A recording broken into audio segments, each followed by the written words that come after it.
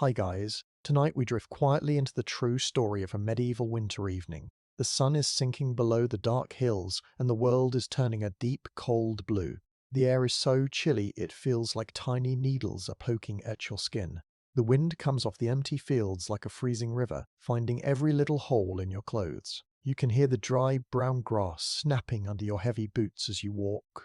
Every breath you take turns into a thick silver cloud that hangs in front of your face before it vanishes. So before you get comfortable, take a moment to like the video and subscribe, but only if you genuinely enjoy what I do here, and if you want to let me know where you are listening from and what time it is where you are. I always love seeing those little snapshots of the world. Now dim the lights and let the story begin. You're standing on a narrow path that leads toward a small cluster of homes. The light is fading fast now. In this time of year, the day is very short and the night is very long. The sky is a strange color, a mix of dark purple and a bruised kind of blue that makes everything look quiet and still. You stop for a moment just to listen. There are no cars here. There are no loud machines or bright streetlights. There is only the sound of the wind moving through the bare branches of the trees. It sounds like a long, slow sigh. You feel the weight of your cloak on your shoulders. It is made of thick, heavy wool. This is your primary shield against the winter. It is not like the soft blankets you might have at home. This wool is rough and a bit oily to the touch. This oil is a microhistory detail that matters a lot. It is called lanolin. It comes from the sheep, and it helps keep the rain and snow from soaking through the cloth. Your cloak is a deep, earthy brown, and the hood is pulled up high over your head to protect your ears. Without this heavy layer, the cold would find your bones in just a few minutes. You take a step forward. The ground is frozen solid. It is not just cold, it is hard like stone. Your boots make a sharp, crunching sound as they break the thin crust of ice on top of the mud. You can see the village now. It is a small place, just a few houses huddled together for safety. The houses are made of wood and mud. This is a historical fact about how people lived back then. Most of these small homes were built with timber frames. These were big wooden beams that held the house up. The spaces between the wood were filled with something called wattle and daub. This was just a fancy way of saying sticks woven together and covered in a thick paste of mud, straw, and sometimes even animal dung. It sounds simple, but it was how almost everyone stayed alive during the winter. As you walk closer, you see thin lines of smoke rising from the chimneys. The smoke is grey and white, twisting and turning as the wind catches it. It smells like burning oak and damp leaves. To you, that smell means one thing: heat. It means there is a fire burning inside, even if it is a small one. In this world, the fire is the center of everything. It is the heart of the home. Without it, the winter would be an enemy that no one could beat. You look at your hands. Your fingers are starting to sting. They are turning a bit red from the biting air. You tuck them deep into your sleeves to keep them warm. You notice how the blue light of the evening makes the snow look like it is glowing. The snow is not white anymore. It is the same deep blue as the sky. It clings to the edges of the roofs and sits in thick piles against the walls of the houses. It looks pretty, but you know it is dangerous. It is a heavy blanket that never gets warm. You pause near the first house. The windows are very small. They do not have glass because glass is too expensive for regular people. Instead, they have wooden shutters that are closed tight against the night. You can see tiny flickers of orange light peeking through the cracks in the wood. It is a warm color that looks beautiful against the cold blue of the outside world. You can hear the muffled sound of a voice inside, but you cannot tell what is being said. The house is like a little island of life in a big sea of ice. The silence here is very deep. This is a moment to just reflect and feel the world around you. In the modern world, we always have noise. But here, the silence has a weight to it. It makes you feel very small. You realize that once the sun goes down completely, the only light you will have is what you can make with fire. There are no switches to flip. There is no way to turn the dark into day. You have to respect the night. You move a little further down the track. You see a wooden bucket sitting near a well. The water inside is frozen into a solid block of ice. It looks like a giant grey jewel. You imagine how hard it must be just to get a drink of water when everything is frozen. You would have to break the ice with a heavy tool or melt it over a fire. Every little task, like getting water or finding wood, takes a long time and a lot of work. You look up at the sky. The first few stars are starting to appear. They look like tiny, cold sparks in the dark. The moon is not up yet, so the world is getting very dark, very fast. You feel a shiver go down your spine. It is not just the cold, it is the feeling of being in a place where nature is much stronger than you are. You have to be clever to survive here. You have to know the tricks of the night shift. You reach out and touch the wall of the nearest building. The daub feels rough and gritty under your hand. It is very cold, like touching a piece of the earth itself. You can feel the wind trying to push through the small cracks. People who live here spend their whole autumn preparing for this.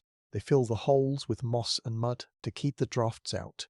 If they do not do a good job, the wind will steal the heat from their fire all night long. You notice that the doors are very low. You would have to bend your head to walk inside. This was done to help keep the heat in. Warm air rises, so a low door keeps the cozy air near the floor where the people are. Everything about these houses was made to help people stay alive. They are small and cramped, but they are strong. As the last bit of light disappears from the horizon, you feel the village settle. The animals in the nearby barns are making quiet noises. A horse neighs softly and a cow shifts its weight in the straw. Their warmth is another part of the story, something that helps the people just as much as the fire does. You can smell the hay and the dry earth.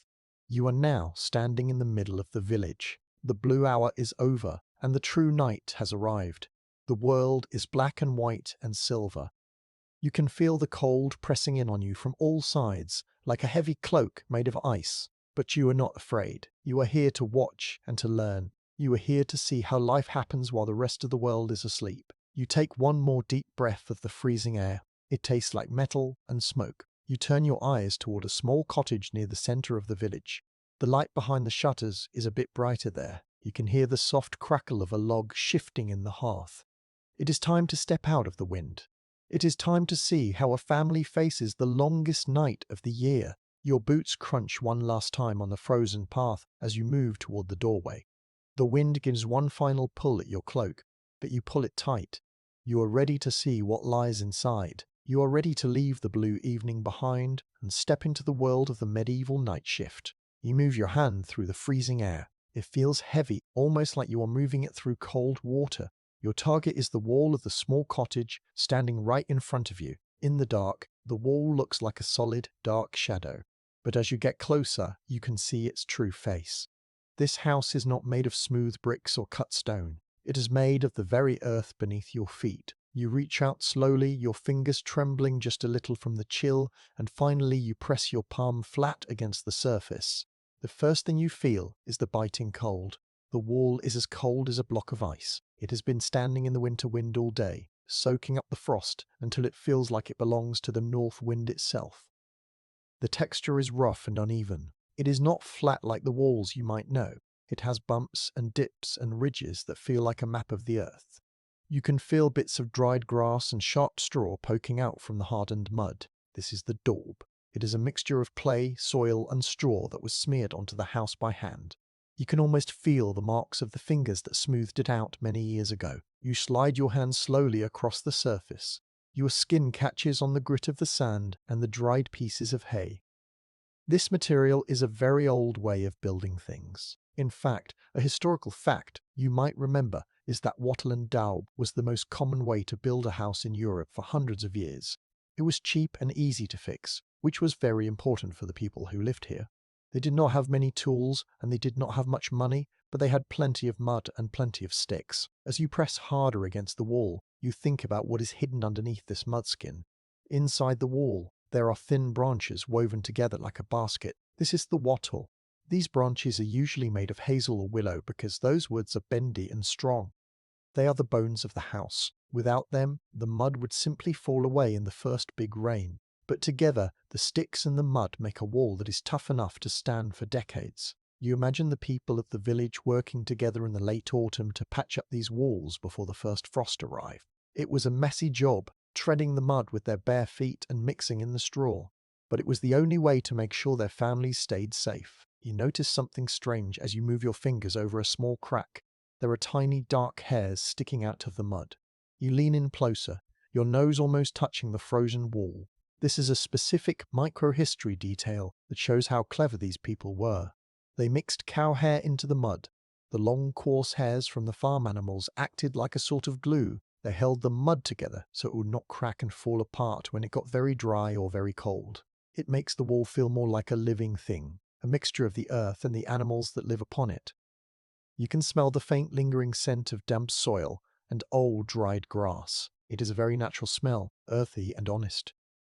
The wind picks up again, and you hear a soft whistling sound. It is coming from the wall itself. You follow the sound with your hand until you find a tiny hole where the daub has crumbled away. The wind is pushing through that gap, trying to get inside. You can feel the air moving past your fingers, sharp and thin like a needle. You realize how much work it is to keep a house like this warm. The cold is always looking for a way in. It never stops trying to find the small mistakes in the mud. You imagine the father of the house taking a bit of wet clay in the morning and filling this hole, smoothing it over so his children do not feel the draft tonight. You stop moving for a moment and just stand there, your hands still pressed against the cottage. This is a moment of atmospheric silence. The village is so quiet that you can hear the faint tick of the frost forming on the thatch roof above you. You can hear your own heart beating, a slow and steady rhythm in the dark. The wall feels like a giant shield between you and the winter. On one side, there is the endless, freezing night. On the other side, just a few inches of mud and sticks away, there is the warmth of a family and a small fire. It is a very thin line between survival and the cold. You feel the grit of the wall getting under your fingernails. The mud is so dry and frozen that it leaves a fine grey dust on your skin. You don't mind. It makes you feel like you are part of the story. You are touching the same walls that have protected people for generations. These walls have heard the cries of babies, the laughter of old men, and the quiet prayers of mothers. They have stood through storms that buried the village in white, and through winters that seemed like they would never end.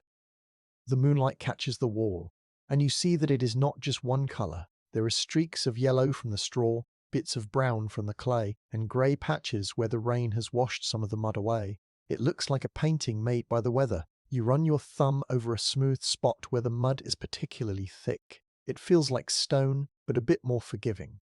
You think about the night shift workers who might have built this. They would have worked until their hands were sore and their backs ached, all to make sure there was a place to hide from the wind. You can feel the cold from the walls starting to seep into your arm. It travels up from your fingertips, making your wrist feel stiff. The house is like a large, cold animal that is sleeping in the dark. You can almost feel it breathing as the timber beams inside groan under the weight of the snow. The wood and the mud are moving very slowly, settling into the earth as the temperature drops even further. You pull your hand away from the wall. Your palm is numb and your fingers feel heavy. You rub your hands together to bring the blood back to them. The skin feels rough from the grit of the daub. You look at the wall one last time. It seems stronger now that you know how it was made. It is a simple thing, just mud and sticks and hair, but it is enough. It has to be enough. You take a slow step back, your boots once again crunching on the frozen ground. The wall of the cottage remains there, silent and steady in the blue dark. It is a guardian made of earth. You feel a deep respect for the people who built it, and for the walls that keep the night shift safe. You turn your eyes toward the next part of the village, ready to see what else the night is hiding. The wind whispers against the wattle and daub, a low sound that follows you as you move away into the shadows. The last tiny sliver of light is disappearing behind the trees now, and the village is full of busy, quiet movement. You stand very still and watch the people as they hurry to finish their final tasks for the day. No one is running, because running makes you sweaty, and sweat turns into ice when you stop. Instead, they move with a steady, slow rhythm. It is a walk that looks tired but determined. They know that once the darkness fully arrives, the world outside becomes a very dangerous place. They must finish their work now, or they will pay for it in the long, cold night ahead. You watch a woman come out of a small doorway. She is wearing many layers of dark, heavy wool that make her look much bigger than she really is. In her hands, she carries a wooden bucket. You watch her and she wouldn't a bucket. You watch her as she walks toward the well. The bucket is a beautiful piece of work, made from thin strips of oak wood held together by metal hoops. This is a microhistory detail that you might find interesting. These strips are called staves. To make the bucket waterproof, the wood has to be kept slightly damp so it swells up and stays tight. If the wood dries out too much in the winter air, the bucket will leak. She moves carefully, her boots finding the firm spots in the frozen mud. When she reaches the well, You hear the clack-clack of the wooden handle turning. The sound is very loud in the quiet evening. You watch the rope disappear into the dark hole of the well. A few moments later, the bucket comes back up, dripping with water that is so cold it looks like liquid silver. The woman grunts as she lifts the heavy weight. She has to be very careful not to spill a single drop on her clothes. If her skirts get wet, they will freeze into stiff balls of ice before she can get back inside. You can see the steam rising from her mouth as she breathes heavily from the effort. She turns and walks back to her house, the water sloshing softly against the wooden staves. This water is precious. It will be used for a small bit of soup and maybe a quick wash of the hands before sleep. Nearby, a young boy is working near a pile of wood. He is gathering small branches and sticks into a bundle. This is a historical fact of village life. Every single piece of wood was a treasure. Families had to be very careful with how much they burned. They could not just go into the forest and cut down any tree they wanted. The woods usually belonged to a lord, and there were strict rules about what a peasant could take. Usually they were only allowed to take dead wood, the branches that the wind had already blown down to the ground. This meant the boy had to spend hours searching the forest floor to find enough fuel to keep his family's hearth glowing. You watch him tie the sticks together with a piece of old rope. He makes a bundle that is almost as big as he is. He heaves it onto his back and staggers toward his door. You can hear the dry wood snap and crackle as it shifts against his wool tunic. The smell of the wood is sharp and clean. It is the smell of a future fire. You imagine the boy thinking about the small bit of warmth that this bundle will bring to his toes later tonight. He disappears inside, and the heavy wooden door shuts with a dull thump that echoes down the empty track. A man comes out of another house, shaking out a large damp cloth. It looks like a heavy blanket or a piece of rough linen.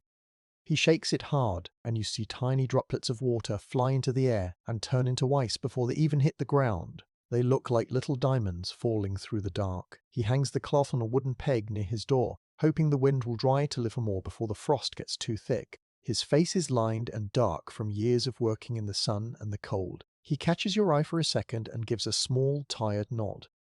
He does not speak. In the winter, people save their breath. Talking too much just lets the warm air escape from your lungs. You notice a woman at a window high up in a timber wall. She reaches out and pulls the heavy wooden shutters closed. Plack. The sound is sharp, like a bone snapping. Then she pulls the second shutter. Clack. Now the window is a solid wall of wood. There is no glass to let the light in. But there is also no gap to let the freezing wind in.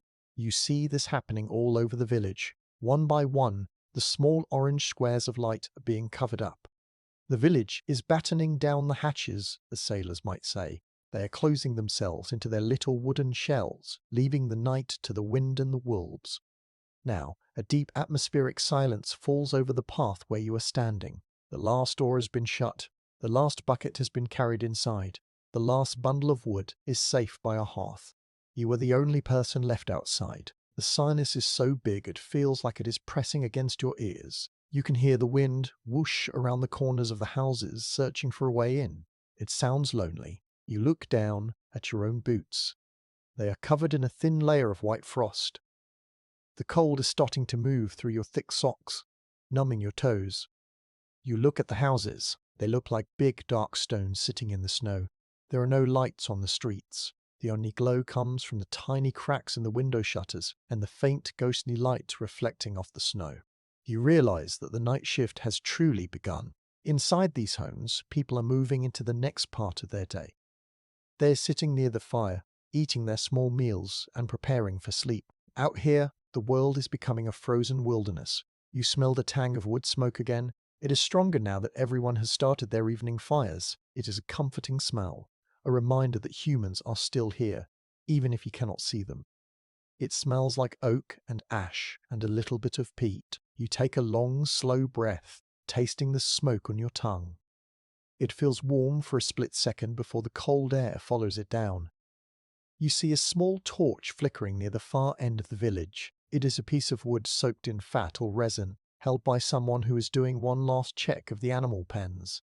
The light is small and orange, bouncing against the white snow. It looks very fragile in the vast darkness. The person moves quickly, their shadow stretching out long and thin like a giant.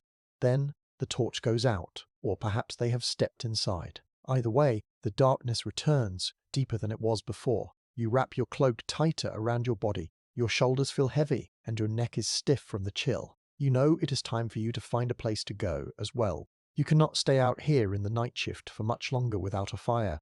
You look toward the small cottage you saw earlier. It looks solid and safe. The wattle and door walls are thick, and the thatch roof is a deep protective hat on top of the house.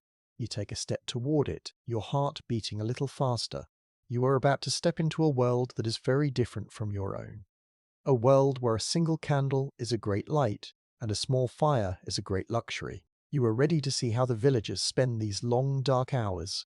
You are ready to leave the silence of the street for the soft sounds of a medieval home. The wind gives a sharp tug at your hood, but you hold it firm. You move toward the door, leaving the empty, frozen village behind you. The day's work is done. The night's survival is just beginning. You are walking slowly now, your eyes searching the dark corners of the houses. The moon is still hiding behind a thick layer of clouds, and the only light comes from the white snow on the ground. It reflects the starlight, giving the village a ghostly silver glow. You stop in front of a heavy wooden door. It is thick and dark, made from big planks of oak that have been stained by years of rain and smoke. But as you look closer at the side of the door, you see something small and strange. It is a little piece of wood, no bigger than your hand, and it has been carved into the shape of a face. You reach out your hand. Your fingers are still cold, and they feel a bit stiff as you touch the carving. The wood is freezing, just like the walls of the house. It feels very smooth, as if many people have touched it over a long time. This is a wooden guardian. It has a round face, 2 deep holes for eyes, and a small straight line for a mouth. It looks like it is staring out into the dark, watching the road you just walked down. It does not look mean or scary. Instead, it looks very serious, as if it has a very important job to do during the night. This carving is a specific part of the night shift in this village, while the family inside is sleeping. They believe this little wooden man stays awake. He is the one who watches the shadows. He is the one who stands guard against the things that move in the cold air. You run your thumb over the top of the guardian's head. The wood is old and has tiny cracks in it, like the wrinkles on an old man's face. You can feel the grain of the wood, the long lines that show how the tree once grew in the forest. In this time of history, the people have a very interesting belief. A historical fact you should know is that many people in the Middle Ages believed that the cold was not just a change in the weather. They thought the cold brought frost spirits with it. These were invisible beings that lived in the ice and the biting wind. People thought these spirits wanted to creep into the house to steal the warmth from the fire or to make the children sick. To stop them, many villagers would carve these small wooden faces and place them near the doorway or the windows. They thought the spirits would see the guardian and decide to stay outside in the dark. You look at the eyes of the little carving. They are just small pits in the wood, but in the dim light, they seem to be looking right at you. You wonder who carved this. Maybe it was the father of the house, sitting by the fire on a long autumn evening. He would have used a small, sharp tool to shape the wood. This is a microhistory detail for you. The tool he used was likely a small whittling knife with a handle made of bone. These knives were very important. They were kept very sharp, so they could slice through the hard wood of an oak or a rowan tree. Every cut was made with care, turning a simple stick into a protector for the home. The wood used for this guardian might be rowan wood. People often chose rowan because they believed it was a lucky tree that could turn away bad things. You can smell the faint old scent of the wood. It smells a bit like dried leaves and dust. Even though it is so small, it feels very strong. It has stood here through many winters, getting darker and smoother every year. You imagine the mother of the house touching the carving's head every night before she shuts the door, asking it to keep the frost spirits away while her family rests. You pull your hand back and tuck it into your cloak. The village is so quiet now that you can hear the faint creak of the little guardian as the wood shrinks in the deep cold. This is your moment of atmospheric silence. You stand there, just you and the wooden face, in the middle of a frozen world. There is no one else around. The wind has died down for a minute, and the silence is so thick you can almost feel it on your skin. You think about all the other houses in the village. Most of them have a little guardian like this one. There is a whole army of wooden men watching over the village tonight. All of them silent and still, staring into the black night. It makes you feel a little bit safer to think about it. Even though the cold is very strong, the people have found their own ways to fight back. They use their hands to carve protection out of the trees. They use their stories to make the night feel less lonely. You look down the street. Each door is a dark rectangle in the grey walls, and each door has its own silent watchman. They are like tiny soldiers of the night shift, never closing their eyes, never needing a fire to stay warm. You notice that the wood of the guardian has a bit of grey colour on it. This is lichen, a tiny plant that grows very slowly on old wood. It looks like a bit of frozen sea foam. It tells you that this carving hasn't been moved in a very long time. It has become a part of the house, just like the door or the roof. It has seen many snowstorms. It has seen many mornings where the sun came up over a world covered in white. It is a witness to the history of this place. You take a deep breath, and the cold air feels like ice in your chest. You look at the little guardian one last time. You feel a strange kind of friendship with it. You are both awake while the rest of the world is hiding under blankets. You are both watching the night. You give the carving a tiny nod, a silent thank you for its hard work. It doesn't move, of course, but you feel better as you turn away and continue your walk. The shadows around the houses are very long now. They stretch across the snow like giant fingers. You have to be careful where you step. Sometimes the snow hides a patch of ice that is as slippery as wet soap. You move slowly, keeping your eyes on the ground. But every time you pass a new door, you look up. You look for the little wooden face. And every time you find one, you feel a small spark of warmth in your heart, even if your toes are freezing. The village feels different now that you know about the guardians. It doesn't feel like a group of empty boxes. It feels like a place that is being watched and cared for. The night shift is not just about the people who stay awake to work. It is about the things the people leave behind to watch over their homes. It is about the clever ways they use the world around them to feel brave in the dark. You are moving closer to the center of the village now. The houses here are a bit bigger, and the tracks between them are wider. You can see more of the sky, which is now full of thousands of bright, cold stars. You feel very small under that big dark roof. But then you think of the little wooden man back at the door, and you don't feel quite so alone. You are ready to keep going. You are ready to see what else is happening in this frozen world. The wind begins to blow again, a soft hissing sound as it moves the dry snow across the path. You pull your hood lower and keep walking, the image of the wooden guardian still clear in your mind. It is a small thing, but in a world of ice and shadows, small thing, but in a world of mice and shadows. Small things matter the most. The sky above you has now lost the last of its purple and blue. It is a deep, solid black, like the inside of a coal mine. The village no longer looks like a group of separate houses. Instead, in this darkness, it seems to change. It looks as if the whole place is folding inward. You stand in the center of the path and watch the very last window shutters pull shut. It is a slow, heavy movement. One by one, the little flickers of orange light from the indoor fires are tucked away behind thick wood. The village reminds you of a giant creature. It is like a great, slow-moving animal that has decided the day is done. It is settling its large body down into the cold snow for a long slumber. The thatch roofs are like the thick, brown fur of this beast holding in the heat. The small doors are like its mouth, closed tight to keep the winter out. The houses huddle so close together that they almost seem to touch. They are sharing their strength. You can feel this feeling of folding in your own body. You pull your arms closer to your chest. You tuck your chin into the collar of your cloak. You are folding inward too, trying to keep your own small spark of warmth from blown away in the wind. This is the time of night when the village enters a state of deep, hushed discipline. Every sound you hear is muffled by the snow. When a dog barks far away, the sound does not echo. It is swallowed up by the thick white blankets on the ground. It is as if the winter has decided that even noise is not allowed to move freely. Everything must behave. Everything must stay still and quiet. You feel like a guest in a very grand, very cold church. You walk softly because you do not want to break the silence. As you look at the dark houses, a historical fact comes to your mind. People who study the past, called historians, often argue about this part of the night. They wonder why the village goes so quiet so fast. Some of these smart people think it was just because of the cold. If you stayed outside, you might freeze. So you went inside. It was a simple rule of survival. But other historians think there was more to it. They think the people had spiritual caution. This means they were afraid of the dark for reasons they could not see. They thought that once the sun fell below the hills, the world belonged to things that were not human. By closing their doors and staying quiet, they were following a ritual to keep themselves safe from the hidden parts of the night. You look at the dark shadows between the houses and feel that maybe both of these ideas are true. You walk toward a wall and notice a small gap near a window frame. Even though the shutters are closed, the cold still tries to bite its way inside. You reach out and touch a bit of dried moss that has been stuffed into the crack. This is a tiny micro-history detail that shows how much the people cared about their comfort. They would gather this moss from the damp parts of the forest during the autumn.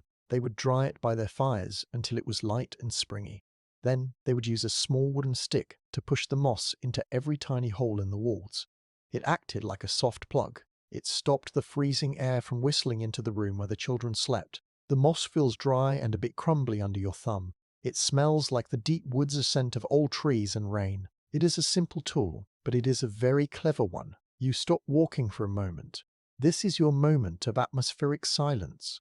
You look up at the sky. Because there are no big city lights for hundreds of miles, the stars are incredibly bright. They look like millions of tiny holes poked into a black velvet curtain, with a bright light shining through from the other side. You can see the Great Bear and the North Star. They are the same stars the villagers use to tell the time and the season.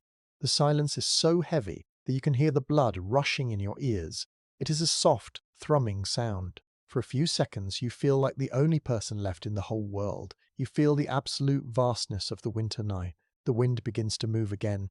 It is a low, moaning sound that travels over the roofs. It makes the thatch rustle like dry paper. You see a bit of snow slide off a roof and fall to the ground with a soft whomp. The village creature is settling deeper into its bed. You notice that even the fires inside the houses are growing dimmer. The glow through the cracks in the wood is turning from bright orange to a dull, sleepy red. The people are moving toward their beds. They are done with their talking and their eating. Now they are just breathing together in the dark. You walk past a small barn. You can hear the heavy, slow breathing of a cow inside. Her breath makes a soft huff-huff sound.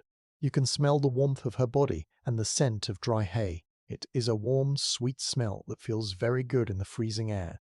The animals are part of the village's folding inward too. They are packed together in their pens, their big bodies touching so they don't lose their heat. You imagine the heat from the cow rising up through the floor of the house above her. It is a secret hearth that never goes out. The shadows are so black now that you can barely see the path. You have to feel your way with your boots, sensing the frozen ruts in the ground. Every house you pass looks like a sleeping face with its eyes shut tight. You feel the night shift changing. It is no longer about the people who are working. It is now about the people who are resting. It is about the quiet struggle to stay warm until the sun comes back. You find yourself standing near a house with a very low door. The thatch hangs down low, like a heavy fringe of hair. You can hear a tiny, high-pitched squeak from a mouse hiding in the straw above you. Even the smallest creatures are finding their place in the village's slumber. You feel a sense of peace, even though your toes are starting to ache from the cold. There is something very beautiful about a whole village falling asleep together, protected by walls of mud and roofs of grass. You look down at your hands. You can see your own breath again, a steady puff of white in the starlight. You realize that you cannot stay out here much longer. The night is getting colder with every minute that passes. The frost is growing thicker on the wooden posts and the stone walls. It looks like white fur is growing over everything. The village is fully folded now. It is a quiet, frozen fortress. You turn your eyes toward a small red glow coming from a doorway just a little further down the track. It is a faint light, but it looks very warm. It is inviting you to come inside. You are ready to see what the interior of one of these sleeping houses feels like. You are ready to see how the people manage to stay cozy when the world outside is as cold as the moon. You take one last look at the stars, then you move toward the red light. The crunch of your boots is the only sound in the world as you walk. The village sleeps on, a great creature of wood and mud, waiting for the morning. You are the watchman, the one who stays awake to see the secrets of the night shift. You move away from the village center now, stepping onto a path that feels even more lonely and dark. The houses here are spread out a bit more, and the shadows between them are deep and heavy. Every time you take a step, the snow makes a loud, crisp scrunch under your boots. It is the only sound in the world right now. You feel as though you are the only living thing moving in this frozen land. The air is so still that your breath does not blow away. It just hangs in front of you like a pale, ghostly curtain. You have to walk right through it, feeling the dampness of your own warm breath against your cold cheeks. As you walk, you look at the dark buildings. They are the same timber frames you saw before, but out here they seem taller and more imposing. You reach out and touch the wall of one house. It is made of that same mud and straw mixture, the wattle and daub. You remember what you learned about these walls. It is a historical fact that although these walls were very practical and easy to build, they did not hold much heat. They were thin and full of tiny holes that you cannot even see. When you press your hand against the surface, it does not feel like a wall at all. It feels like a chilled drum. You can almost sense the cold air on the other side pushing right through the mud to find the people inside.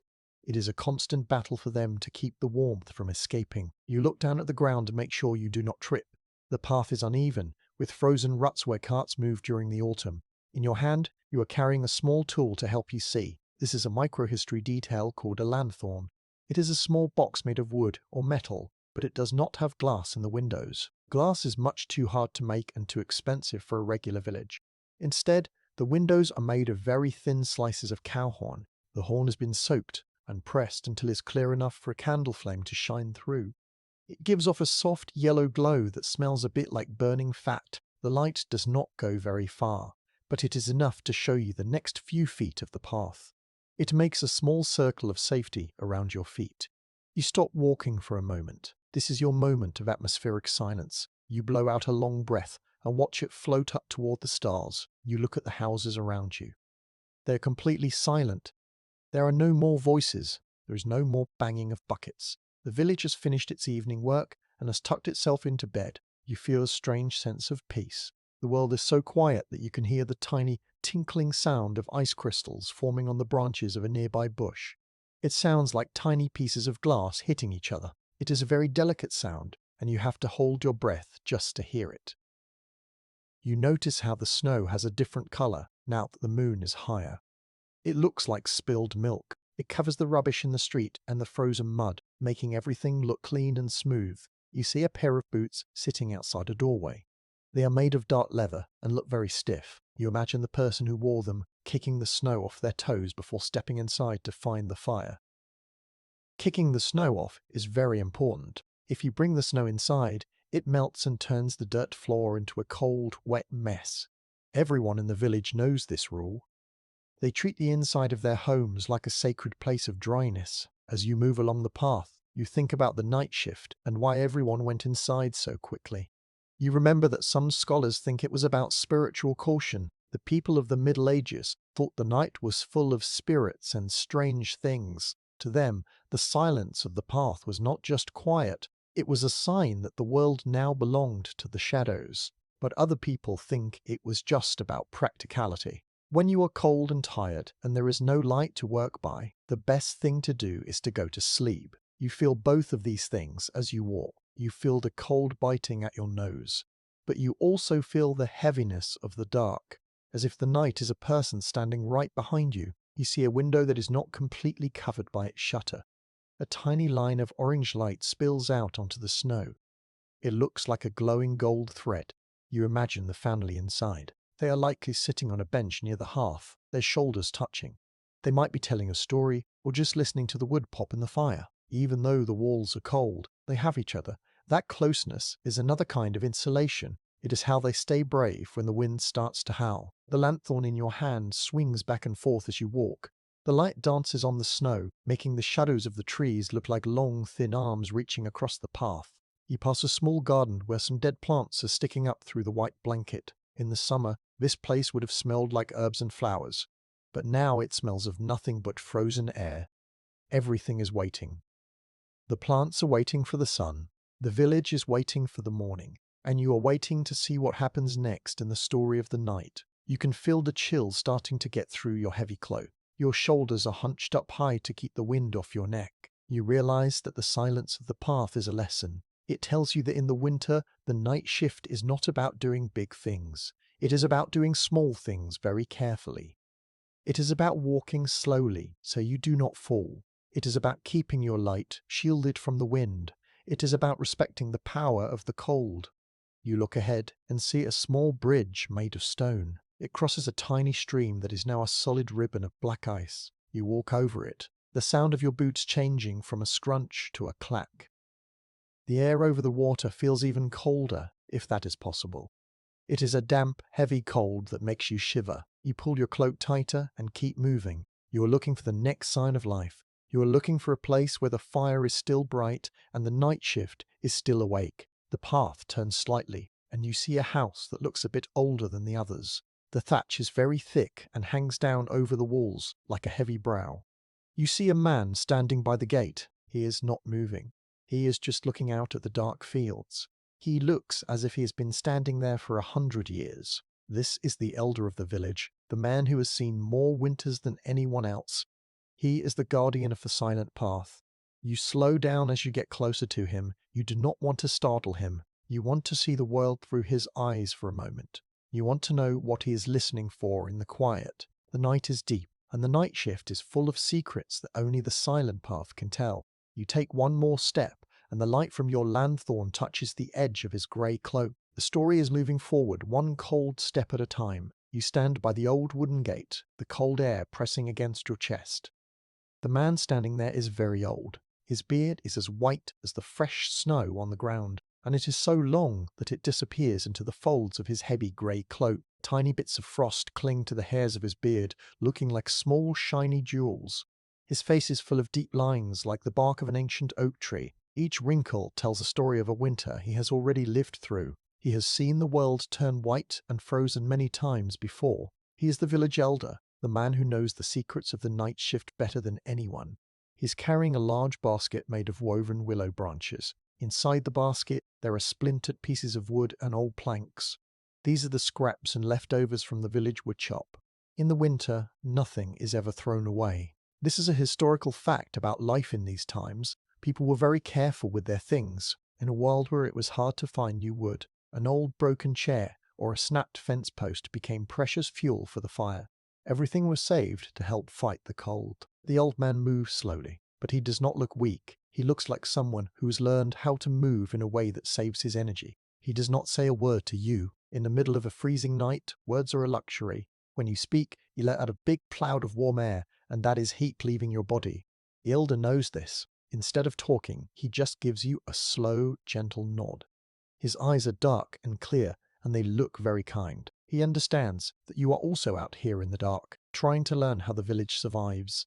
That small nod is enough. It is a quiet way of saying that you are welcome here. You watch him as he takes a step. He does not lift his feet high.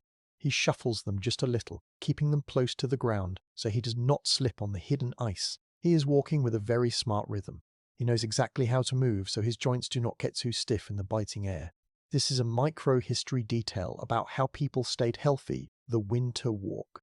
It was a slow, careful way of moving that kept the blood flowing without making the person tired. The elder has done this walk for many years. He moves through the snow like a ghost, making almost no sound at all. You notice a specific thing about how he is breathing. He is not breathing through his mouth. He keeps his lips closed tight and breathes only through his nose. He does this because the nose helps to warm up the air before it reaches the lungs. If he breathed in the sharp, freezing air through his mouth, it would make his chest ache and his body cold from the inside out. He is a master of staying warm. He knows how to hold his body, how to stoop his shoulders to block the wind, and how to keep his hands tucked into the handles of his basket. This is your moment of atmospheric silence. You stand there together by the gate, the old man and you. The only sound is the very faint creak of the willow basket as it moves. The world feels very old and very heavy. You look at the snow on his shoulders. It does not melt. His cloak is so thick that the heat from his body does not even reach the outside of the cloth. He is like a walking fortress. You realize that to survive many winters, you have to become a bit like the winter yourself. You have to be patient and quiet and strong. The old man begins to move away, headed toward a small house near the edge of the path. You watch the back of his grey cloak as it blends into the shadows. He looks like a part of the landscape, as if he grew out of the earth along with the trees. He is going to take those wooden scraps to a family that needs them. Maybe there is a widow who cannot gather her own wood, or an old woman who lives alone. In the village, the elder makes sure that everyone has at least a little bit of a glow in their hearth. You look at the place where he was standing. His footprints are shallow and neat. They show how carefully he placed his weight. You try to copy his walk as you move forward. You keep your feet low and your breath steady. You feel the cold air moving through your nose, warming up just a little before it hits your throat. It feels better. You are learning the tricks of the night shift from a master. The smell of the old man's basket lingers in the air. It smells like old dry pine and a little bit of dust. It is a dry smell that makes you think of a workshop full of wood shavings. Even in the middle of a snowstorm, the smell of wood is a promise of life. It reminds you that the trees are still there, waiting under the snow for the spring to come.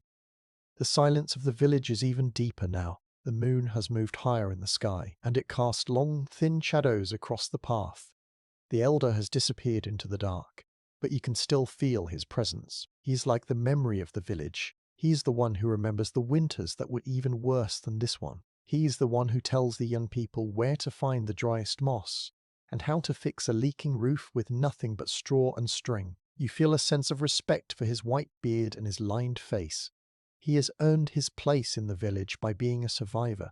He has lived through the night shift thousands of times. He is not afraid of the dark, and he is not afraid of the cold. He treats the winter like an old friend who is a bit too grumpy, but someone he knows very well. You take a long, slow breath, mimicking the elder. The air is very crisp and clean. You feel your heartbeat slow down as you settle into the rhythm of the night. You are no longer in a hurry. You are just moving with the village, folding inward and staying quiet. You are becoming a part of the history of this place. The gate behind you rattles once in a sudden gust of wind. It is a lonely sound, but you do not feel lonely. You have met the watchman of the years. You have seen how a person can grow old and stay strong in a world made of ice. You turn your head to follow the path he took. You are ready to see where the warmth is hidden. You are ready to find the red light in the window and see the night shift from the inside. The elder's nod stays with you, a small gift of courage for the long night ahead. You turn your back on the old man and the cold gate, following the thin, snowy path that leads deeper into the heart of the settlement. The wind is starting to pick up again, whistling through the gaps in the timber frames of the nearby buildings. It is a lonely, high-pitched sound that makes the hair on the back of your neck stand up. But then you see it. Just ahead, tucked low against the frozen earth, there is a small house with a doorway that is glowing. It is not a bright yellow light like a lamp. It is a soft, deep red glow, the color of a ripening apple or a sunset caught in a jar. This light is the heart of the night shift. It is the signal that someone is still awake, guarding a fire. You walk toward it, your boots making a crunch-crunch sound that feels too loud in the quiet air. As you get closer, you realize the light is coming from a small hearth deep inside the cottage. The door is slightly ajar, just a tiny crack to let a little fresh air in while the smoke drifts out. This red light spills out onto the white snow, turning the ground near the door into a warm orange-red patch. It looks like a carpet of fire waiting for you. You reach the doorway and stop. You can feel the change in the air immediately. Out on the path, the air was sharp and thin. Here, near the door, the air feels heavier and a bit thicker. It smells of wood smoke, old hay, and a hint of something sweet, like dried apples. This is a micro-history detail of the medieval home, the smell of the hearth fire. People often threw small bits of dried herbs or fruit skins into the fire to make the air smell better, as the smell of the animals and the damp mud could get very strong during the winter. This scent of sweet smoke is your first welcome into the house. A historical fact about these homes is that they did not have fireplaces with chimneys like we do today. Instead, they had a central hearth. This was just a flat area on the dirt floor, usually in the middle of the room where the fire burned. The smoke would slowly rise up to the roof and find its way out through the thatch or a small hole in the gable. This meant the house was always a little bit hazy, and the walls were covered in a thin layer of black soot. You can see this soot now, coating the inside of the doorframe like dark velvet. You stand in the doorway for a moment of atmospheric silence. You can hear the tick-tick of the cooling embers and the soft rhythmic hiss of the fire breathing. It is a very peaceful sound. It feels as if the fire is a living thing, a small glowing animal that is keeping the rest of the family safe. The red light dances on the walls, making the shadows jump and play. You look at your own hands in this light. They are no longer blue and pale. They look warm and full of life. You notice how the door frame is built. It is made of thick, heavy beams that are slightly bent. The wood has been shaped by the weight of the house over many years. There are small carvings on the wood here, two simple lines and crosses meant to bring good luck to anyone who enters. You run your fingers over one of these marks. The wood is warm to the touch, having soaked up the heat from the hearth for hours. It feels solid and steady, a strong barrier against the winter world you just left behind. The red glow is very beautiful. It catches the edges of a metal pot hanging over the fire and makes it shine like gold. You can see the dust motes dancing in the light, swirling around in the warm air. It feels like you are stepping into a different time, a slower world where the most important thing is simply to keep the spark alive. The light is so soft that it doesn't hurt your eyes after the darkness of the path. It invites you to come closer, to sit down, and to leave the cold behind. You can hear the soft rustle of straw from somewhere deep in the room. A person is moving, perhaps turning over in their sleep or adjusting a blanket. The sound is gentle, like a leaf falling on grass. You realize that the red light is not just for warmth, it is a comfort for the soul. In the middle of a black winter night, seeing that glow is like hearing a friendly voice. It tells you that you are not alone in the dark. The floor near the door is made of packed dirt, and you can see the imprints of many feet. The red light makes the ruts in the dirt look like tiny mountains and valleys. You step inside, and the cold wind behind you seems to vanish. The silence of the house is different from the silence of the path. The path was empty, but this house is full. It is full of breath, full of history, and full of the quiet work of the night shift. You look at the fire one more time. It is mostly embers now, glowing like rubies under a layer of grey ash. This is the sleep of the fire. The family has covered the big logs with ash, so they will burn very slowly all through the night. This way, they won't have to start a new fire in the morning. They just have to blow on the red coals to bring the flames back to life. It is a very clever way to save wood. You feel your heartbeat slowing down as you stand in the warm red glow. The sting in your nose is gone, and your fingers are starting to feel soft again. You are no longer a stranger in the cold. You have found the light. You found the place where the night shift keeps its secrets. You take one more step into the room, letting the door click softly shut behind you. The red light wraps around you like a warm blanket, and you are ready to see what lies further in the shadows.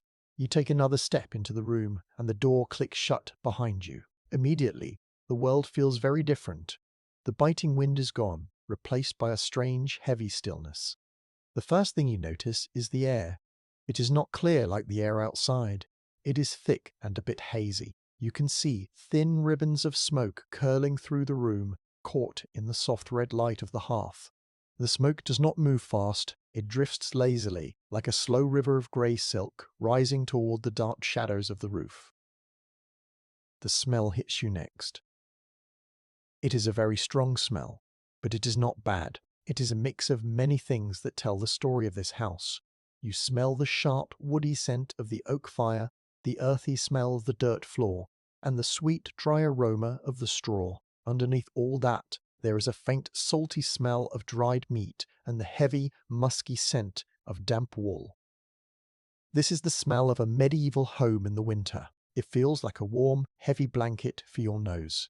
In this time, the air in a house was a historical fact that everyone lived with. It was almost always smoky. Because there were no chimneys to pull the smoke straight up, the air stayed low and thick. People grew used to it. Their eyes might sting a little at first, but the smoke was actually a good thing. It helped keep the bugs out of the thatch roof and acted as a kind of preservative for the meat hanging from the beams. You look around the small space. The cottage is very tiny, about the size of a modern garage. It is just one big room where everything happens. There are no hallways or separate bedrooms here. This is a place where the whole family lives, works, and sleeps together. The walls are dark, covered in a thin layer of soot from years of fires. In the dim light, the walls look like they are made of black velvet. You reach out and touch a timber post near the door. The wood feels oily and smooth. This is a microhistory detail you notice. The wood has a patina. This is a shiny layer made from the smoke and the oils of many hands touching the wood over decades. It makes the beams look like polished dark stone. The ceiling is very low. If you were a tall person, you might have to duck your head. Above you, the underside of the thatch roof looks like a forest of upside-down golden hair. The straw is packed tight to keep the heat in. You can see where some of the smoke has turned the straw a deep, dark brown. You stand very still and just listen. This is your moment of atmospheric silence. The house is full of tiny, quiet sounds. You hear the soft crackle of a dying ember as it breaks apart. You hear the gentle, rhythmic huff of someone breathing in the shadows. From somewhere near the floor, there is a tiny scratch of a mouse looking for a crumb in the straw. The silence is not empty. It is a full, busy silence that feels very peaceful. Your eyes begin to adjust to the dim light. You see that the room is not empty. There are small pieces of furniture made of heavy dark wood. A long bench sits near the hearth, its seat worn smooth by generations of sitters. A small table with 3 legs stands in the corner, holding a wooden bowl and a horn spoon. Everything here was made by hand. You can see the marks of the axe and the chisel on the wood. It feels honest and strong. Nothing is here just for decoration. Every single item has a job to do in the struggle to stay warm. You move closer to the center of the room, where the hearth is located. The floor beneath your boots is not made of wood or stone. It is made of beaten earth. This was dirt that was mixed with clay and straw and then stomped on until it was as hard as a pavement. It feels very solid under your feet. You notice that the floor is not perfectly flat. It has little dips and bumps where people have walked for years. You feel a bit of warmth coming up through the soles of your boots. The earth holds onto the heat from the fire long after the flames have gone down. The red light from the embers makes the whole room look like it is underwater. The shadows on the walls move slowly as the light flickers. You look up and see things hanging from the rafters. There are bundles of dried onions, looking like strings of pale pearls.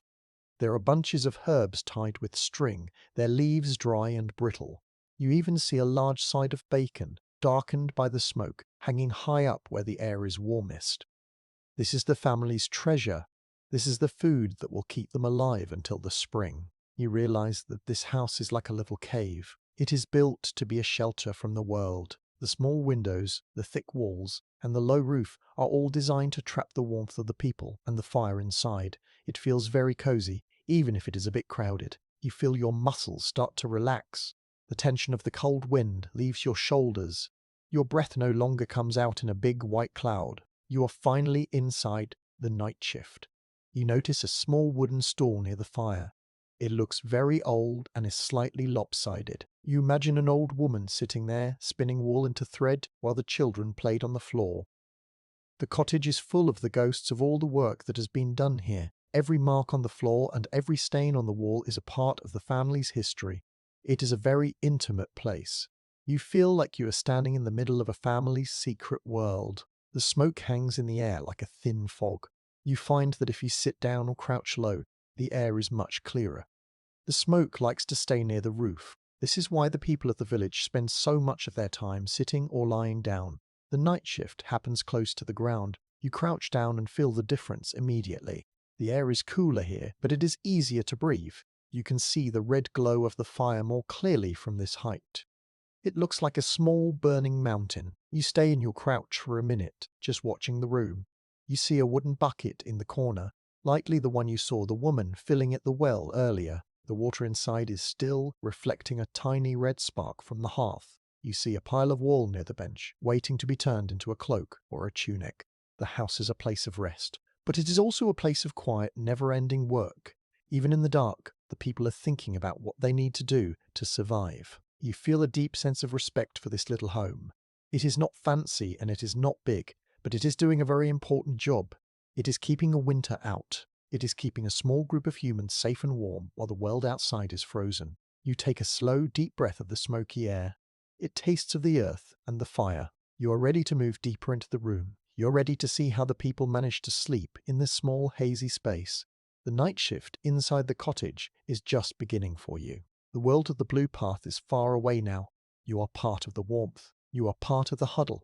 You move your hand to touch the warm dirt floor, feeling the history of the house under your skin. You move your hand from the timber post and lower it toward the floor.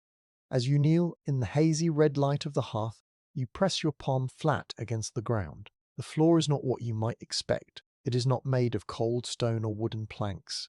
It is made of the very earth beneath the cottage. But it has been transformed. This is a beaten earth floor, a surface that was created with many hours of hard work. The people took a mixture of clay, sand, and soil, dampened it, and then stomped on it with their heavy boots or pounded it with wooden tools until it was as hard as a modern pavement. When you touch it, the first thing you feel is its surprising firmness. It feels as solid as a rock, yet it has a tiny bit of give that makes it kinder to your joints than stone would be. The surface is smooth in some spots, worn down by the constant shuffling of feet and a sweeping of twig prunes. In other spots it is bumpy and uneven, holding the shape of the family's life. You can feel a gentle, lingering warmth spreading into your hand. This is because the earth is a wonderful thermal mass. A historical fact about these floors is that they acted like a giant battery for heat. Throughout the day, the central fire would warm the ground, and because the earth is so thick, it would hold on to that heat and slowly release it back into the room all night long. As you run your fingers across the ground, you notice something tucked just beneath the surface near the fire pit. Your fingertips catch on the edge of a flat grey stone. You brush away a little bit of loose dust to see it better. This is a specific microhistory detail, the use of hearthstones. The family has buried large, flat river stones under the dirt near the fire. These stones are even better at holding heat than the soil alone. They soak up the energy of the flames and keep the floor warm enough that if you were to lie down right here, you would feel a steady pulse of heat against your back. It is a very clever way to make the most of a small fire. You notice a faint scent coming from the floor itself. It smells like old, dry hay and a little bit of honey. This is because the villagers didn't just leave the dirt bare. They often mixed in things to make the floor stronger and smell better. This particular floor has been oxblood treated, or perhaps mixed with a bit of linseed oil to make it waterproof and tough. They also spread a thin layer of strewing herbs and fresh straw over the top. As people walk across the room, they crush the straw and the herbs, releasing a clean, grassy scent that helps to hide the smell of the damp winter air. You can feel the bits of crushed straw under your palm, dry and brittle like tiny wooden threads. Now take a moment for atmospheric silence. You stay on your knees, your hand resting on the warm earth. The room is very still. You can hear the floor speak as the house settles. There is a tiny, high-pitched crinkling sound from the dry straw shifting. You hear the deep, muffled thump from the animals in the barn below, and you feel the vibration travel through the ground and into your arm. It feels like the house is alive, breathing and moving in its sleep. The warmth from the floor makes you feel grounded and safe. You realize that even if the air near the roof is smoky and the wind is howling outside, the earth beneath you is a steady friend. You look closely at the dirt near the edge of the room. There are small ruts and marks where a heavy wooden chest once sat. You can see the history of the room in these marks. This floor has seen children learning to crawl, old men resting their tired legs, and families gathering to share their thin soup.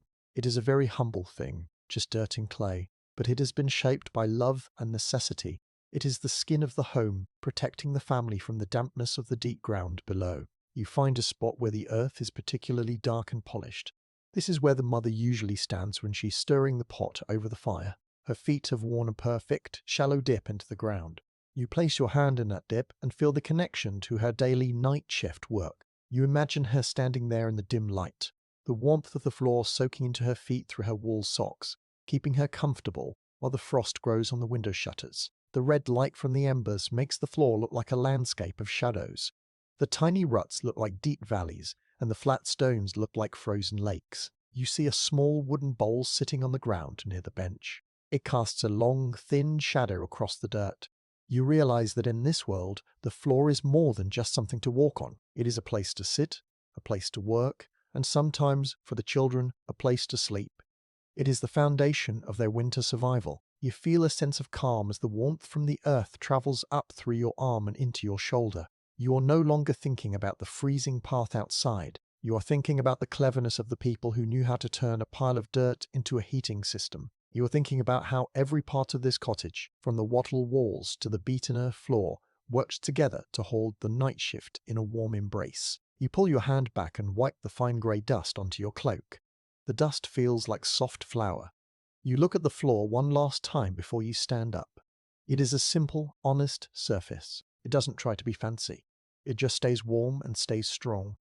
You feel ready to move closer to the hearth now, to see the source of all this heat. You take a slow step, feeling the solid, warm earth support you, and you move toward the glowing heart of the cottage. The story of the medieval night is written in these floors. It is a story of staying close to the ground, staying close to the fire, and finding comfort in the simplest things. You are learning that to be a watchman of history, You have to look down at the dirt just as much as you look up at the stars. You move your feet slowly across the warm, beaten earth, drawing closer to the center of the room. Here the red glow is strongest. You reach the edge of the hearth and look down at the fire. It is not a large roaring blaze with bright yellow flames. In the deep of the night, such a fire would be a waste of precious wood. Instead, it is a guarded fire. The family has gathered the big logs together and covered them with a thick blanket of grey ash. Beneath that ash, the wood is not burning away. It is sleeping. This is how the villagers keep the heat alive for hours without using up all their fuel. You crouch down low, your knees almost touching the dirt. The heat here is direct and sweet. It feels like a warm hand pressing against your face. You can see tiny pinpricks of orange light peeking through the cracks in the ash, like little eyes watching you from the dark. These are the embers. They are the most important things in the house tonight. This is a historical fact about the medieval night shift. The fire was never truly allowed to go out. If it died completely, the family would have to spend a long time in the freezing morning trying to start it again with flint and steel, which was very hard work when your fingers were stiff with cold. By guarding the embers, they make sure the house stays just warm enough to keep the water from freezing in the buckets. You reach out a finger, though you do not touch the ash. You can feel the air shimmering just above the hearth. This heat is what keeps the night shift moving. You notice a small pile of white ash near the edge of the fire pit. This is a micro-history detail you might not know. The ash itself was useful. Villagers would save it in a separate bucket. They used it to make soap or to help clean their clothes in the spring. In this world, everything, even the leftovers of a fire, has a job to do. You can smell the scent of the wood more clearly now. It is a deep, heavy smell of oak and charred bark. It smells like ancient forests and long winter nights. Now, settle into a moment of atmospheric silence.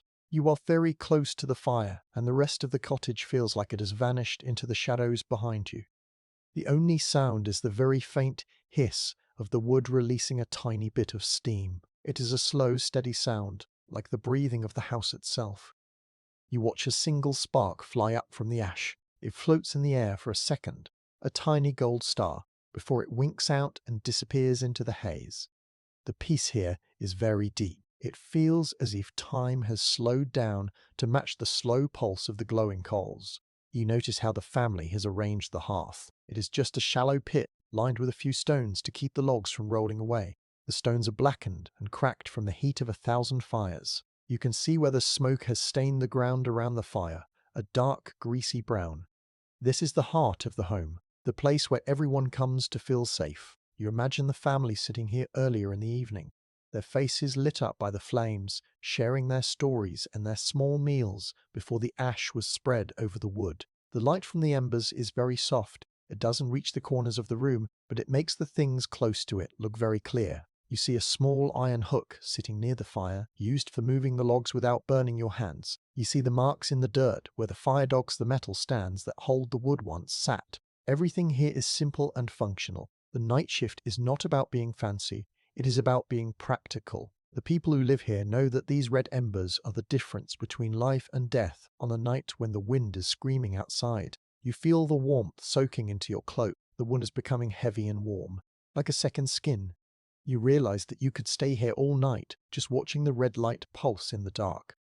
It is very hypnotic. The way the light grows a bit brighter and then fades back to a dull red is like a slow heartbeat. It reminds you that the house is a living thing, and as long as the embers are glowing, the house is awake and watching over the people. You look at the wood that is hiding under the ash. It is likely thick oak or elm.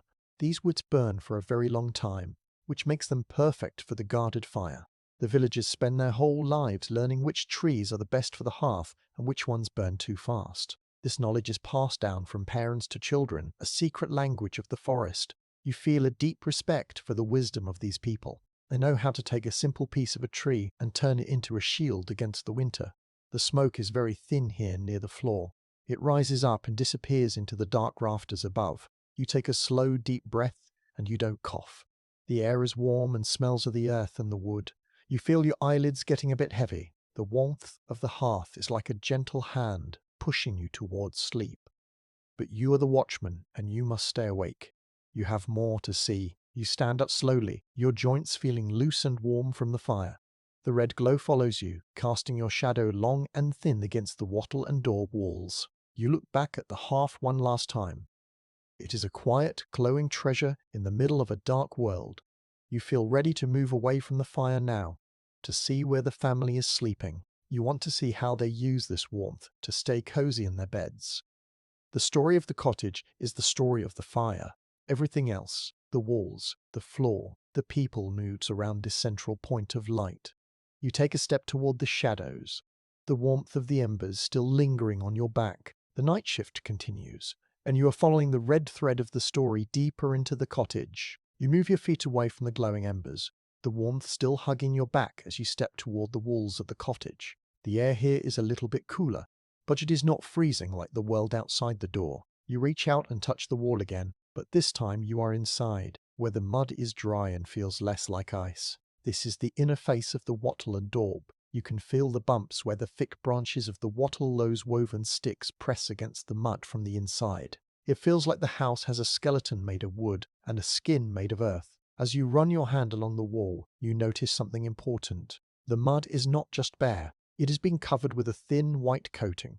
This is lime wash. It is a historical fact that many medieval families painted the inside of their homes with lime. It did two very helpful things. First, the white color helped to reflect the tiny bit of light from the hearth, making the room feel a bit brighter in the dark. Second, the lime helped to keep the walls clean and kill tiny bugs that might try to live in the mud. Even though the walls are dark from smoke near the ceiling, down here, they still have a pale ghostly look in the red light of the fire. You press your palm flat against the daub and wait. You can feel a tiny vibration. This is the wind outside, pushing against the other side of the wall. The wall is only about 4 or 5 inches thick, but it is doing a lot of work. You can feel how the mud holds on to the warmth of the room. It doesn't let the heat go easily. It is like a big, dry sponge that has soaked up the warmth of the fire all evening. This is how the cottage stays survivable. The walls are not perfect.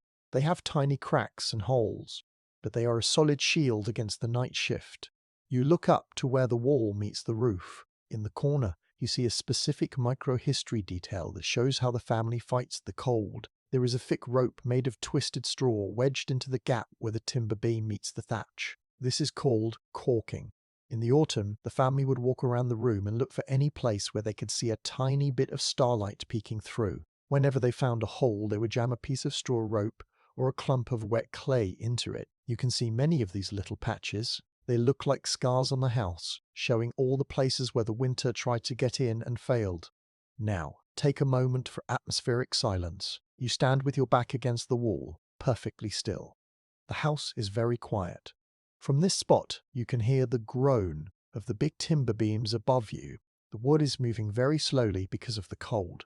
It sounds like a large old ship creaking on the ocean. You can hear the wind whistling over the thatch roof, but it sounds far away, as if it is frustrated that it cannot reach you. You feel very small inside this little box of mud and wood, but you also feel very lucky. You notice that the wall near the floor is a bit thicker. This is because the daub sometimes slumps down over the years, or more mud is added to the bottom to stop the dampness from the ground. You run your boot against the edge, and a tiny bit of dried mud falls away like grey sand. You think about the people who live here. They know every inch of these walls. They know which corner is the draftiest and which spot stays the warmest. They treat the house like a piece of clothing that they have to keep mending and patching so it stays useful. In the dim red light, the texture of the wattle and daub looks like a messy painting. You can see the long pieces of straw mixed into the clay, looking like tiny yellow bones. You can see the marks of a wooden trowel, or perhaps just a flat hand that smoothed the wet mud into place.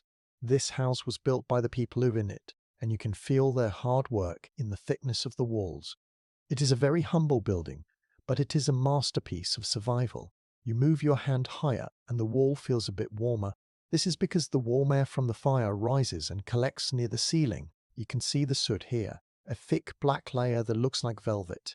This soot is actually helpful, as it helps to seal the walls and keep the smoke from soaking into the mud too much. It smells like a campfire that was put out a long time ago, a heavy, burnt smell that is part of the night shift air. You realize that even though these walls are simple, they are very clever. They are made of materials that the people found for free in the woods and the fields. They are thick enough to keep the wind out, but light enough that they don't crush the wooden frame of the house. You feel a deep sense of peace standing here. The house is like a warm shell, and the family inside is like a pearl, protected from the cold sea of the winter night. You pull your hand away from the wall. Your fingers feel a bit gritty from the lime wash and the dust of the daub. You rub them together, the sound of your skin against skin being the only noise in the quiet room. You look toward the corner where the family's cooking pots are kept. The red light from the hearth is fading even more now, and the shadows are growing longer. It is time to see the other little things they use to stay comfortable. The story of the cottage is written in its walls. It is a story of mud and sticks, of patching and mending, and of staying strong against the wind. You are learning that in the Middle Ages, a house was not just a place to live, it was a tool for staying alive. You take a slow step back toward the center of the room, leaving the cold wall behind you. You are ready to see what else is hidden in the shadows of the night shift. You move away from the wall, your boots treading softly on the warm, beaten earth as you return to the glowing heart of the cottage. Near the edge of the hearth, just where the red light of the embers begins to fade into the deep shadows of the room, you spot something small sitting on the floor. It is a little clay pot, shaped by hand and fired in a kiln until it turned a deep, earthy brown. It has no decorations or fancy marks. It is a simple tool for a simple life. But as you lean down to look at it, a new scent reaches you. It is a smell that is completely different from the heavy smoke and the musky wool of the cottage. It is fresh, sweet, and a little bit spicy. You reach out and touch the rim of the pot. The clay is warm, having sat near the fire all evening. Inside, there is a bundle of dry plants. This is a microhistory detail that tells us how people cared for their health. These are strewing herbs. In the winter, when the windows are shut tight and the air inside gets thick with the smell of the fire and the animals, the people of the village used these plants to make their homes feel cleaner. They would pick these herbs in the late summer, tie them with bits of string, and hang them from the rafters to dry when the winter came.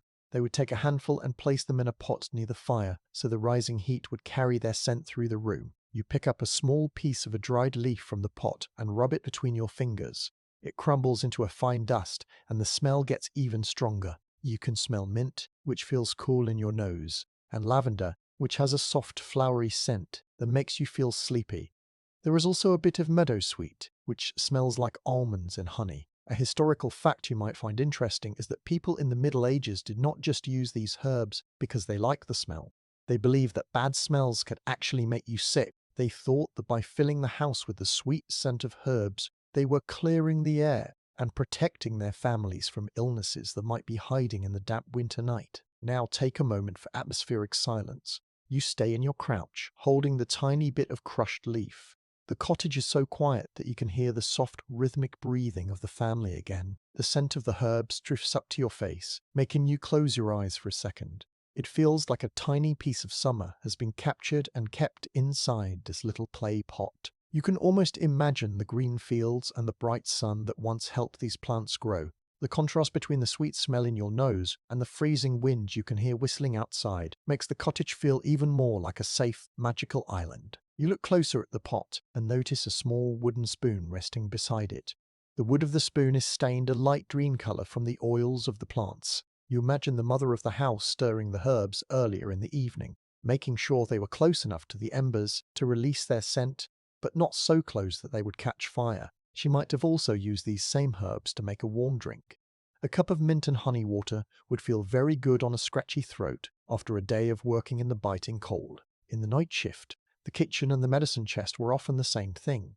The light from the fire catches the dust on the floor near the pot. You see that some of the dried leaves have spilled out and been crushed into the dirt. This was actually done on purpose. By treading the herbs into the floor, the family ensured that every time they moved, they released a fresh puff of scent. It was like a natural carpet freshener. You run your hand over the dirt and feel the grit of the herbs. It makes the floor feel less like plain mud and more like a part of the living world. As you stay there, you notice another pot tucked slightly behind the first one. This one is filled with a dark, thick liquid that smells like pine needles and vinegar. This was likely a vapor pot.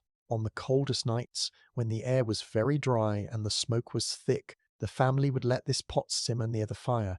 The steam would help them breathe more easily while they slept. It shows how much thought went into every little detail of their survival. They were not just trying to stay warm, they were trying to stay healthy in a world that could be very harsh. The shadows of the herbs dance on the wattle and daub wall behind the pot. They look like tiny, reaching fingers. You feel a deep sense of peace. The night shift is not just about the hard work of carrying wood or fixing walls. It is also about these quiet, gentle acts of care. It is about a mother making sure her children breathe sweet air while they dream. It is about using the gifts of the earth to make a humble home feel like a palace of comfort. You stand up slowly, the scent of the mint and lavender still clinging to your skin. You feel a bit lighter, as if the fresh smell has chased away some of the tiredness from your long walk. You look at the family sleeping in the shadows. They are surrounded by the smell of the fields and the woods, even though the snow is piled high outside their door. It is a beautiful way to wait for the spring. You take one last look at the little clay pot. It is such a small thing, but it carries a lot of power. It is a reminder that even in the darkest, coldest time of the year, there is still beauty to be found. You feel ready to move toward the family sleeping area now. You want to see the blankets in the straw and the ways they huddle together to keep the night shift at bay. You take a slow step, the smell of summer herbs following you into the darkness. The story of the cottage is a story of all the senses. It is the red light of the fire, the rough feel of the mud, the sound of the wind, and the sweet scent of the herbs. You are learning that to truly understand the history of this place, you have to use your nose just as much as your eyes. You move forward, deeper into the quiet, smoky air. You move away from the herbs and the hearth, stepping toward the darkest corner of the cottage. The air here is a little cooler, away from the direct glow of the embers, but it feels thick and heavy with the warmth of living bodies. In the shadows, you see a large raised platform made of thick wooden planks. On top of this platform is a giant communal bed. This is where the family gathers to face the deepest hours of the night. You stand at the edge and watch them. They are not sleeping in separate beds or separate rooms. They are all together, tucked under a mountain of heavy covers. You reach out and touch the edge of the bedding. It is a mix of many things. There are thick woolen blankets, animal furs with the hair still on them, and rough linen sheets. The textures feel complex under your fingers: scratchy wool, soft fur, and the stiff, cool feel of the linen. Beneath all these layers, you hear a soft crunch and crackle. This is the mattress, which is actually a large sack filled with fresh, dry straw. A historical fact about medieval sleep is that group sleeping was the standard for almost everyone. It was not just about having a small house, it was a clever way to stay alive. Each person in the bed acts like a small heater. By pressing their bodies close together, they share their heat and keep the cold air from getting between them. In the night shift, your family is your best source of warmth. You look at how they are arranged. The children are in the middle, sandwiched between their parents. This is a micro-history detail of the family huddle. The middle of the bed is the warmest spot, because it is protected from the drafts that might slip in from the sides. You can see the top of a child's head peeking out from under a sheepskin. Their hair is messy from sleep, and their breath is slow and even. The parents lie on the outside, their large bodies acting like walls to shield the little ones. It is a beautiful, quiet system of protection. They are a single breathing knot of humanity, holding on to each other while the world outside freezes. Now, lean into a moment of atmospheric silence. You stand by the bed, your own breath slowing down to match theirs. The room is so quiet you can hear the rustle of the straw mattress every time someone moves a tiny bit. You hear the deep, heavy sigh of the father as he settles deeper into the blankets. The house feels very small and very safe right now. The wind hits the wall outside with a thud, but here, in the huddle, no one flinches. The closeness of the people creates a feeling of peace that no fire could ever match. It is the sound of a family surviving together. You notice a small dog curled up at the very foot of the bed, resting on top of the family's feet. The dog is part of the huddle too. Its body is another source of heat, and its ears twitch every time the house groans. In the Middle Ages, pets were often living hot water bottles. They helped keep your toes warm while they stayed cozy themselves. You see the dog's tail give a tiny wag in its sleep, hitting the wooden frame of the bed with a soft tap. The smell here is different from the rest of the cottage. It smells of clean straw, the lanolin in the wool, and the warm, sleepy scent of people. It is a very natural, comforting smell. You realize that for these people, privacy is not something they think about. Being alone in the dark would be scary and cold. Being together makes them feel strong. They can hear each other's heartbeats and feel each other's breath. It is a very deep kind of connection that we don't often feel today. You see how the blankets are tucked in tight at the bottom and the sides. They've used heavy stones or wooden pegs to hold the edges down so the heat cannot escape. It looks like a little fortress made of fabric. You run your hand over a patch on the top blanket. It is a different colour of wool, sewn on with big sturdy stitches. This blanket has been in the family for a long time.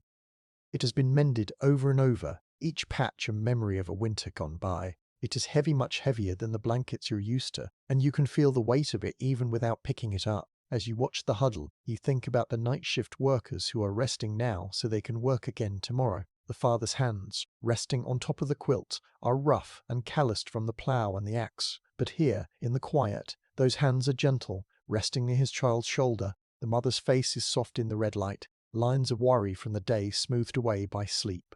They are finding their strength in the huddle. You feel the warmth coming off the bed in waves. It is a soft, moist heat that makes your own skin feel less tight from the cold.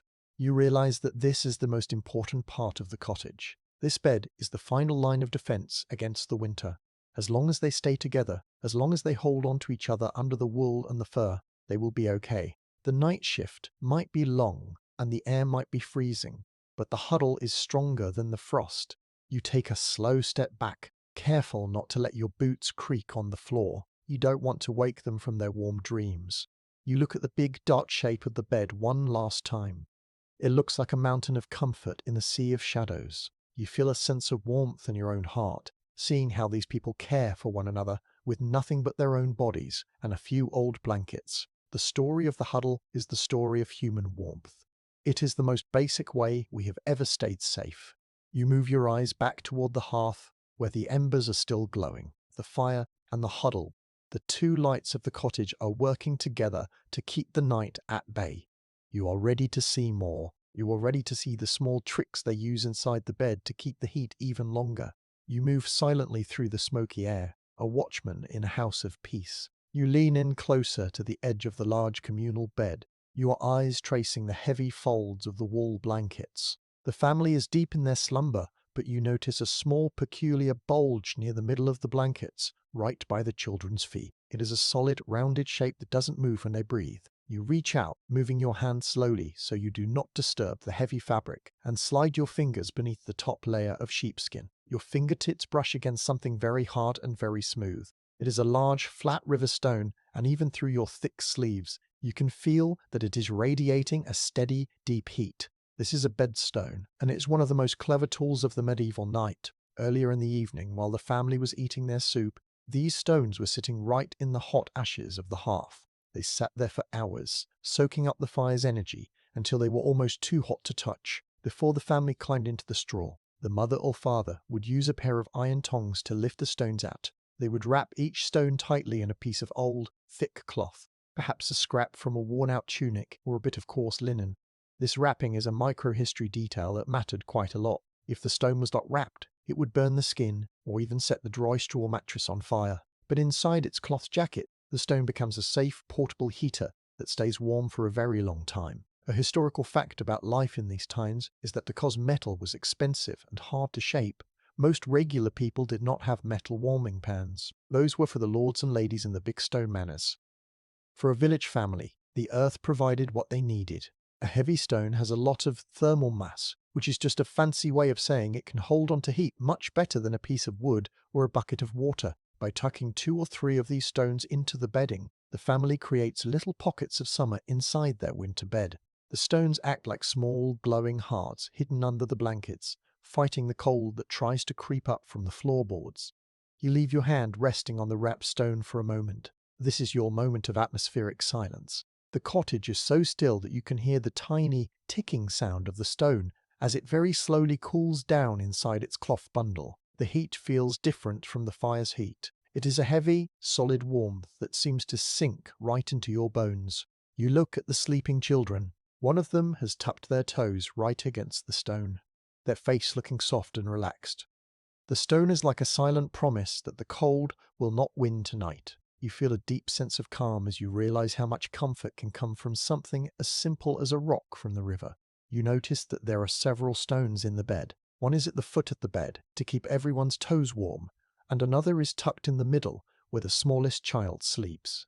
The stones are chosen carefully during the summer months. The villagers look for stones that are smooth and flat, with no sharp edges that might rip the blankets. They look for stones that are heavy and dense, because those are the ones that hold the heat the longest. You can imagine a child finding a perfect, egg-shaped stone in the stream and bringing it home like a treasure, knowing it will be their best friend on a freezing January night. The cloth wrapping the stone you are touching is a dark, faded colour.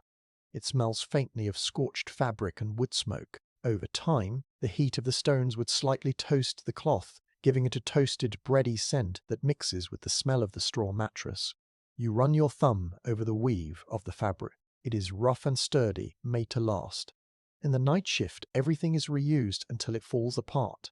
An old shirt becomes a stone wrap, then eventually a rag to plug a hole in the wall. Nothing is wasted when survival is so hard.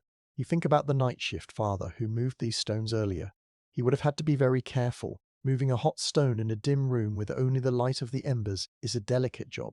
He would have checked the cloth to make sure it was tied tight. He would have felt the heat with his own calloused hands to make sure it wasn't too hot for the children.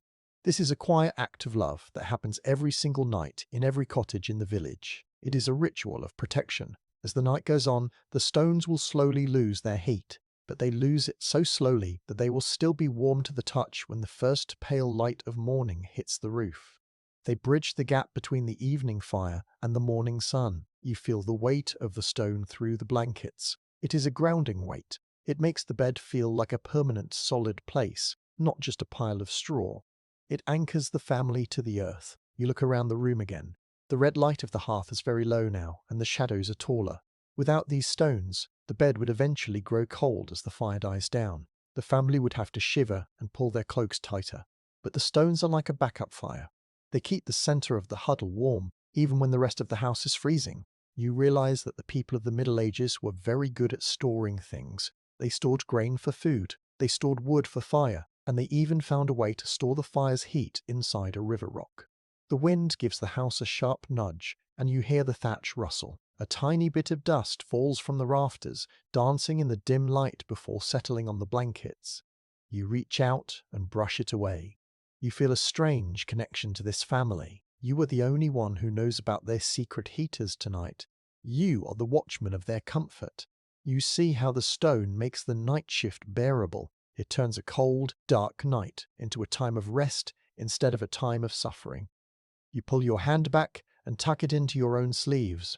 The warmth from the stone lingers on your fingertips for a long time. You take a slow step away from the bed, your boots making almost no sound on the warm dirt floor.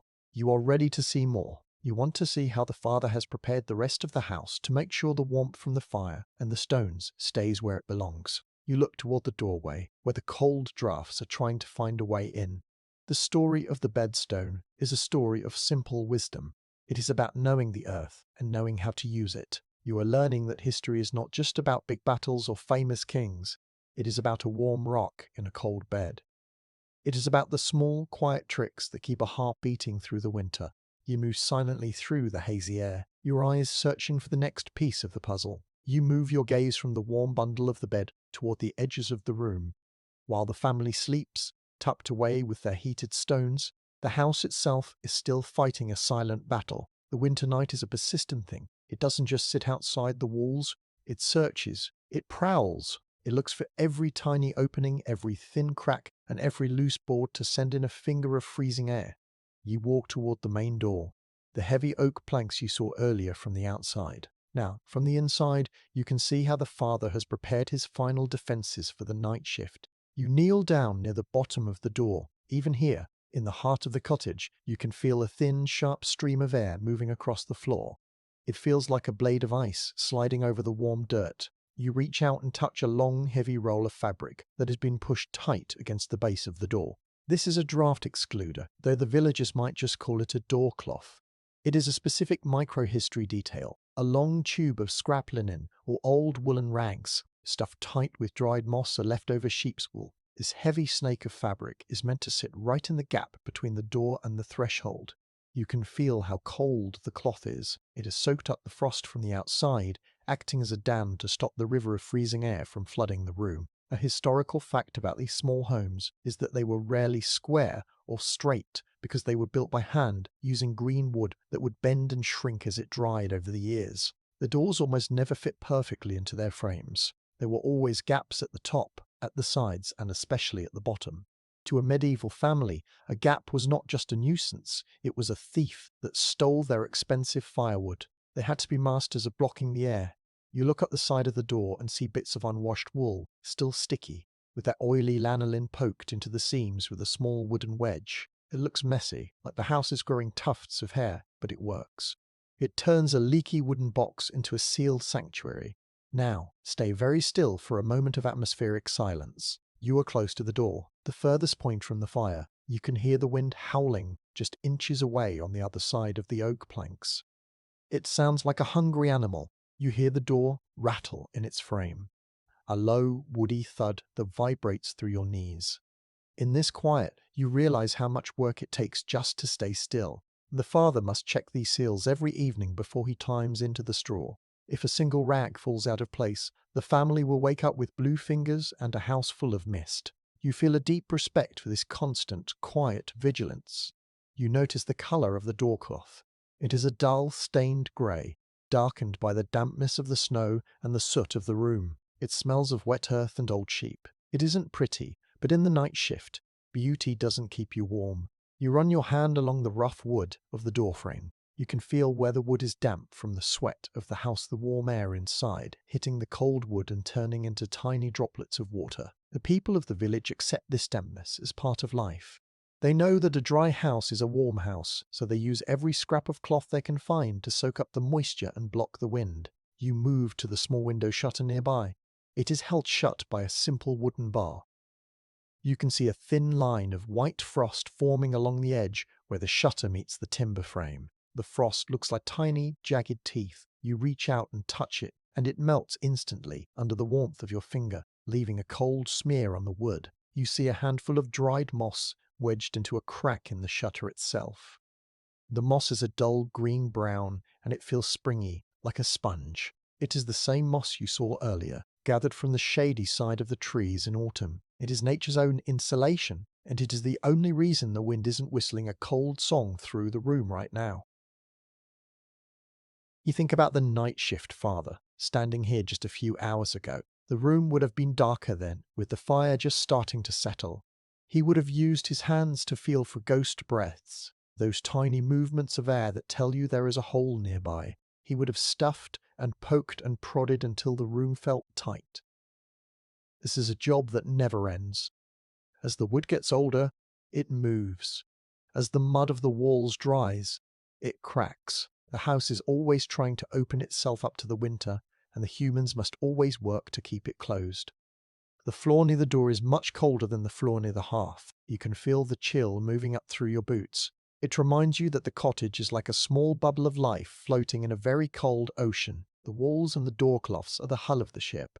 They are the only things keeping the family from sinking into the frost. You look back at the bed, which looks so far away and so cozy in the red light. You realize that the comfort of that bed is only possible because of the boring, hard work done here at the door. You see a heavy woolen curtain hanging beside the door. It isn't for decoration. On the truly freezing nights, when the wind is at its worst, the family would pull this curtain across the entire doorway.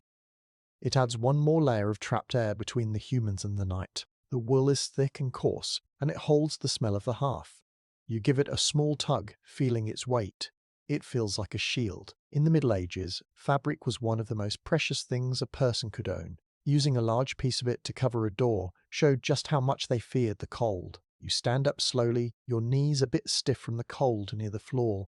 You move back toward the center of the room, feeling the warmth return to your face as you get closer to the embers. You look back at the door, with its rags and its moss and its heavy wooden bar. It looks like a fortress. You feel a sense of pride in the cleverness of these people. They don't have fancy machines or heaters, but they have the wisdom of 1,000 winters. They know how to use a bit of moss and a roll of cloth to create a world of peace. The story of the cottage is a story of gaps and seals. It is a story of the small fights won against the wind. You are learning that history is found in the way a man stuffs a rag under a door just as much as it is found in the books of kings. You take a slow, warm breath, the smell of the hearth filling your lungs once more. You are ready to see the textures of the bed itself. to understand the straw and the wool that cradle the family while they dream.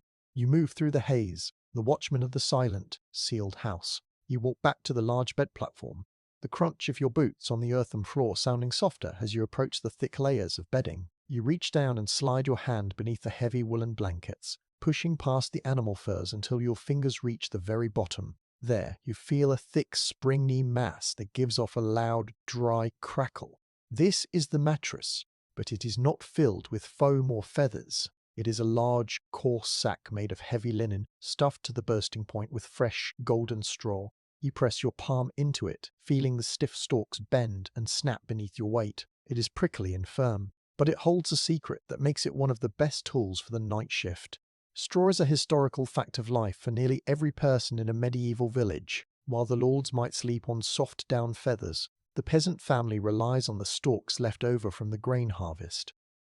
This material is a brilliant insulator. Each tiny yellow tube of straw is hollow, meaning it traps a little pocket of air inside itself. When you pack millions of these stalks into a mattress, you create a thick barrier of dead air that stops the cold from the ground from reaching your body. In the Middle Ages, people didn't just sleep on straw because they were poor.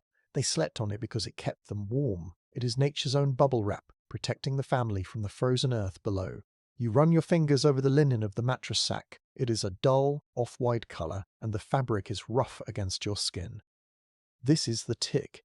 You notice a small opening at one end, tied shut with a piece of twine. This is a micro-history detail. The mattress was never a finished object. Every few days, or at least once a week, the mother would untie this end and reach her arm deep inside to fluff the straw. Over time, the weight of the family would squash the straw flat, and it would lose its ability to hold heat. By stirring it up and adding a few fresh handfuls, she made sure the bed stayed thick and warm. You can smell the scent of the mattress now. It is the smell of a dry summer field, a sweet, dusty aroma that brings a hint of the sun into the dark cottage. Now settle into a moment of atmospheric silence. You stand perfectly still, your hand resting on the rustling mattress. The house is hushed, but the bed itself seems to be talking. Every time a child shifts an inch or the father takes a deep breath, the straw responds with a chorus of tiny snaps and rustles. It is a dry, comforting sound, like the noise of a forest floor in the autumn. You realize that for the people sleeping here, this sound is the sound of safety. A bed that doesn't rustle is a bed that has gone flat and cold. The noise is proof that the insulation is working. You feel the vibration of the rustling travel through the wood of the platform and into your own feet. You notice that the straw is not the only thing under the blankets. Near the edges of the mattress, you see thin, dried leaves poking out. These are likely bed straw, a specific type of wild plant that was added to the mattress because it smells like freshly cut hay and was believed to keep tiny bugs away. The people of the village are very clever about using the plants around them. They know that a good night's sleep is hard to find if you are itchy or if the air smells sour. The dry, herbal scent of the bedstraw mixes with the smell of the grain stalks, creating a fragrance that is earthy and clean. You press your hand deeper into the mattress, feeling the heat from the family above soaking down into the top layer of the straw. The mattress acts like a heat sink, catching the warmth of their bodies and holding it right beneath them.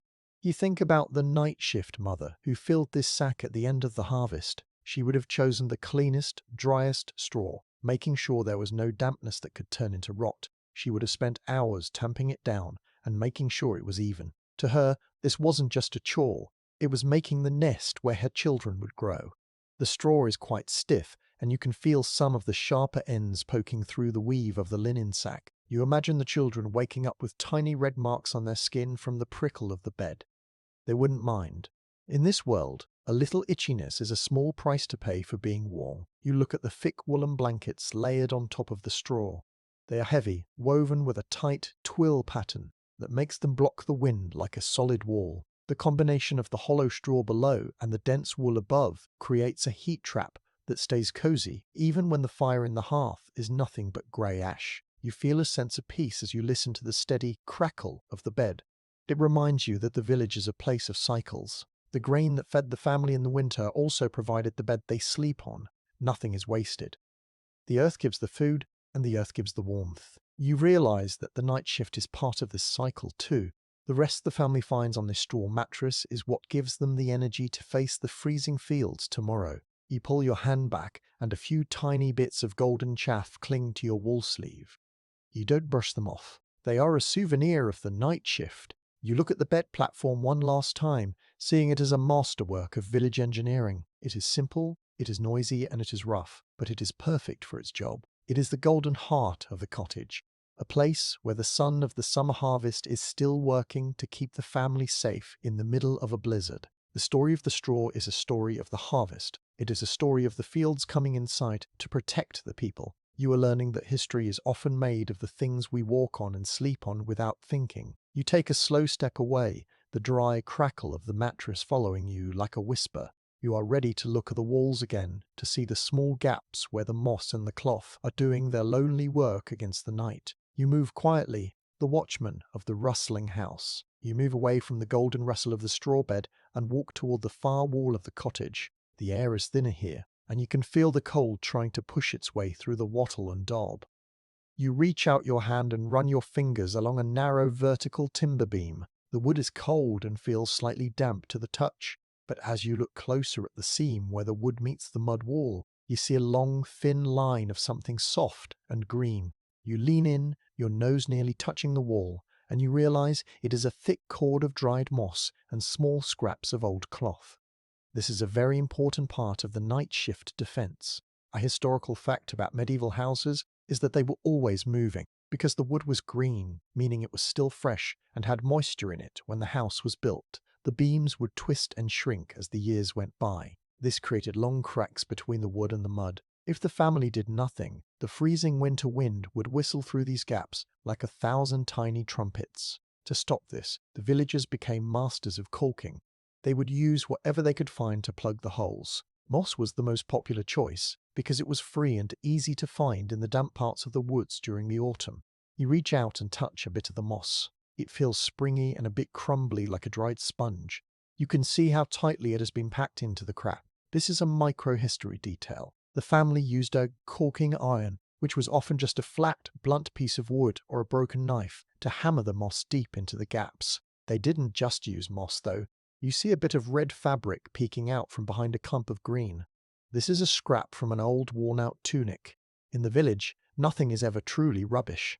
When a piece of clothing becomes too torn to wear, it is cut into strips and used to save the family's life by blocking the wind.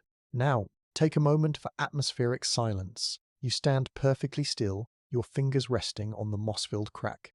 The house is very quiet, but you can hear the wind hissing on the other side of this thin wall. It sounds like a ghost trying to whisper to you. You feel a tiny cold vibration through the wood as the wind pushes against the house, but you don't feel any air moving past your fingers. The moss and the cloth are doing their job. They are holding back the night. You realize that the peace of the sleeping family depends on these thousands of tiny patches. The house is like a giant mended coat made of mud, wood, and rags. You notice the color of the different patches.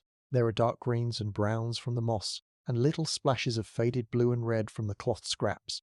It looks like a secret map of the family's history. That bit of blue cloth might have been from the mother's favourite kirtle many years ago.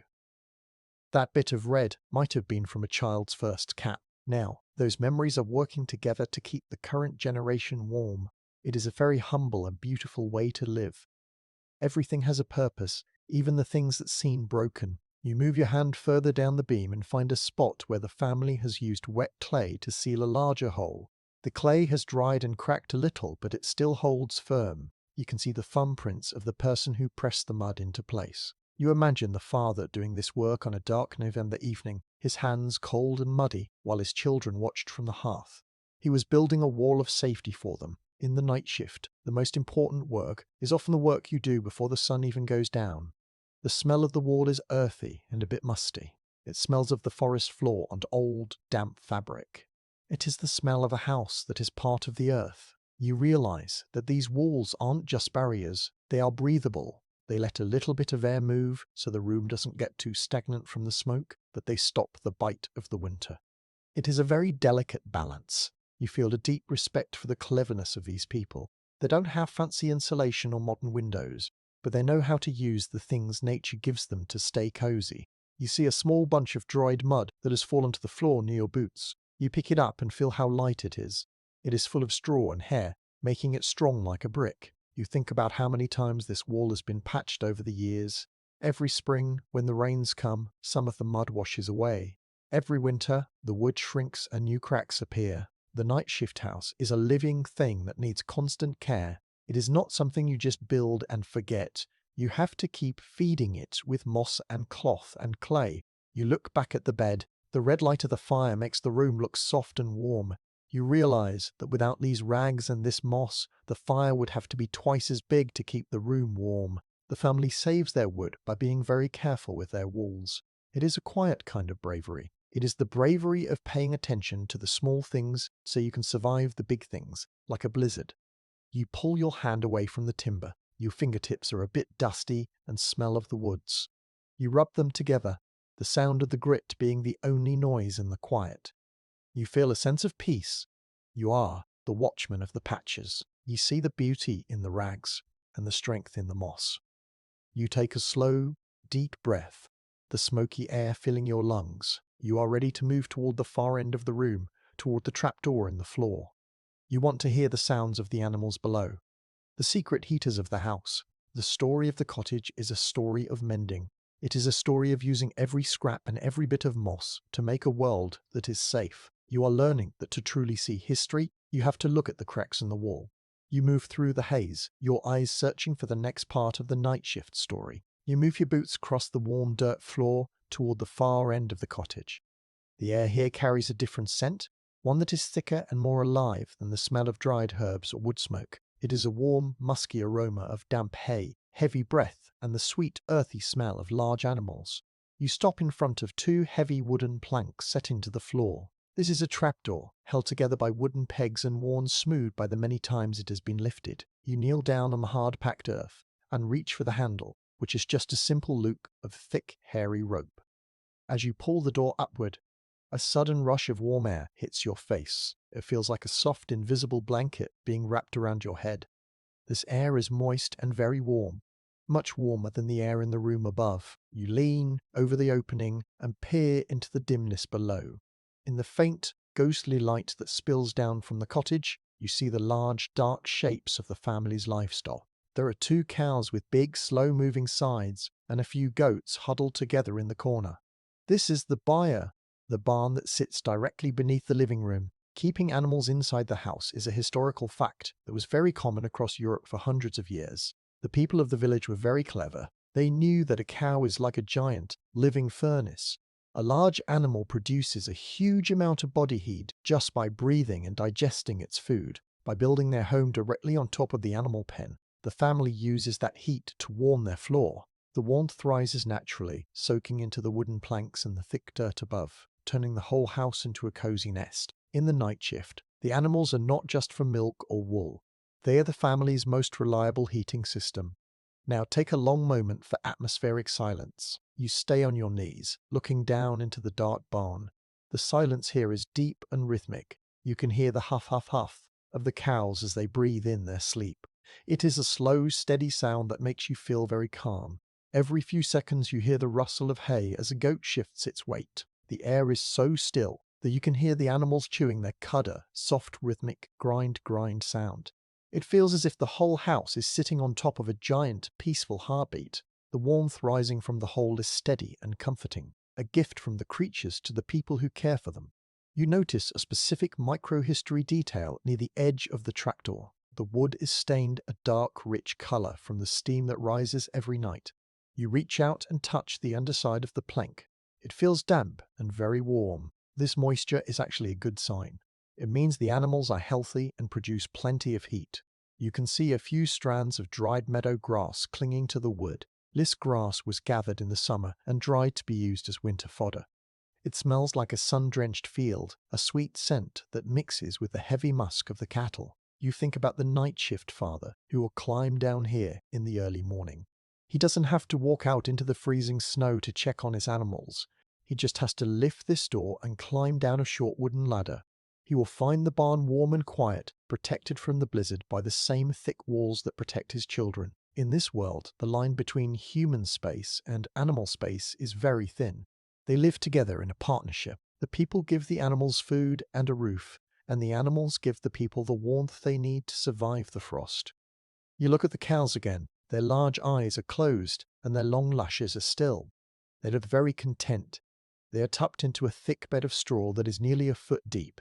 This straw helps to hold the heat near their bodies and keeps the floor of the barn from getting too damp. You realize that the night shift is a shared experience. The animals are resting now, just like the family above, saving their energy for the long winter months. The house is a living machine, where every breath, human or animal, helps to keep the cold at bay. The smell of the byre is strong, but you find that you don't mind it. It smells of the i.e. be war. It is the smell of life continuing even when the ground is frozen solid for miles around. You imagine the heat rising up through the floorboards all night long, soaking into the straw mattress where the children sleep. It is a secret, silent fire that never needs more wood. It is a warmth that comes from the heart of nature itself. You feel the warmth from the barn making your own face feel soft and relaxed. You realize that this is why the cottage felt so much warmer than the path outside. It wasn't just the small hearth fire, it was the thousands of pounds of warm, breathing life sitting right beneath your feet. The family has built their world on top of a foundation of warmth. It is a very clever way to live in a place where the winter is so long and so hard. You lower the trapdoor slowly, careful not to let it slam and wake the cows. The rope handle feels rough and hairy in your hand. As the door clicks shut, the room above feels a little quieter, but you can still feel that gentle vibration of the animals moving below. It is a steady, grounding pulse. You stand up, your legs feeling warm and strong. You look at the dark floor with new eyes, knowing the secret that is hidden beneath the dirt. The story of the cottage is the story of the animals. It is a story of breath and hay and shared life. You are learning that history is not just about what humans do, it is about how we live alongside the creatures of the earth. You take a slow, deep breath of the smoky, herbal air. You are ready to move toward the center of the room again, to see the heavy wool clothes the family wears to hold this precious heat against their skin. You move quietly, the watchman of the breathing house. You stand in the quiet dark of the cottage, your feet resting on the firm, warm earth directly above the trapdoor you just closed. Even though the heavy wooden planks are back in place, you can still feel the life below. It is a slow, steady pulse that moves through the floorboards and into the soles of your boots. You close your eyes for a moment, letting the hazy red light of the hearth fade away so you can focus entirely on what you hear. This is the animal pulse of the house, the secret rhythm that has kept families safe for hundreds of years. The first sound you notice is a deep, long woof of air. It is the sound of a cow exhaling. It isn't a sharp or hurried sound. It is heavy and patient, like the wind moving through a thick forest. Because the animal is so large, the sound is deep and low, a bass note that anchors the entire house. You can hear the moisture in the breath, a soft, wet hiss as the warm air leaves the cow's lungs and meets the cooler air of the barn. This breath is full of heat, and as it rises, it warms the very wood you are standing on. In the Middle Ages, this was a historical fact of life. The breath warmth of cattle was considered a precious resource, nearly as important as the wood in the fire. Now stay perfectly still for a moment of atmospheric silence. The family in the bed is silent. The wind outside has dropped to a whisper. In this gap of quiet, the sounds from below become very clear. You hear the clack of a hoof against a stone floor piece. You hear the rustle crunch of a goat reaching for a fresh mouthful of hay. But most of all, you hear the collective breathing, a slow, overlapping wave of huff, huff, huff. It sounds like the house itself is a giant, living creature that is dreaming. This pulse is steady and sure. It tells you that the night shift downstairs is doing its job. The animals are alive, they are safe, and they are keeping the family warm. You notice a specific micro-history detail as you listen. Every now and then, there is a rhythmic, grinding sound. This is the chewing of the cud. Cows have a very special way of eating where they swallow their grass, then bring it back up later to chew it again while they rest. This grind, grind, grind is a sign of a very happy and relaxed animal. To a medieval farmer sleeping in the room above, this was the best lullaby in the world. If the barn was silent, it might mean an animal was sick or a predator was near. But this steady grinding meant all was well. The sound is muffled by the thick dirt and straw of the floor, making it sound soft and distant, like someone rubbing two pieces of velvet together. The smell rising through the cracks in the floorboards is strong, but in the deep of winter, it is a comfort. It is the scent of living heat. It smells of warm fur, fermented grass, and the sharp, clean tang of fresh manure. To us, it might seem strange to sleep above such smells, But to the people of the village, this scent was the smell of survival.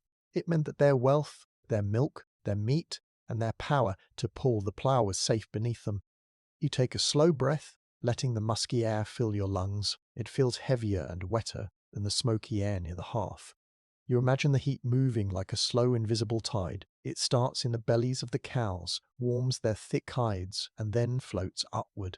It seeps into the wooden joists, the big beams that hold up the floor. It travels through the packed clay and the layers of straw.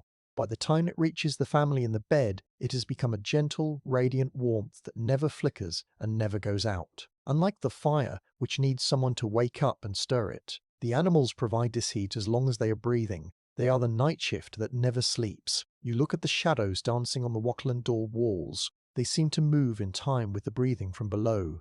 You realize that the cottage is a masterpiece of shared energy. The people protect the animals from the wolves and the snow, and the animals protect the people from the frost. It is a circle of life that is tight and unbreakable. You feel a sense of humanity standing here. You are a guest in a home where every living soul, even the four-legged ones, has a part to play in staying alive. The animal pulse makes the house feel less lonely. Even if you were the only human awake, you wouldn't feel alone. You are surrounded by the presence of large, gentle creatures. You can almost feel the warmth of their bodies through the floor, a soft heat that makes your toes feel cozy inside your leather boots. The floorboards creak just a tiny bit as a cow shifts her weight below, and you feel the movement in your own knees. It is as if you are standing on the back of a great, slow whale. You think about the night shift children sleeping just a few feet away. They've grown up with this sound since the day they were born. To them, the huff of a cow and the grind of the cud are the sounds of home.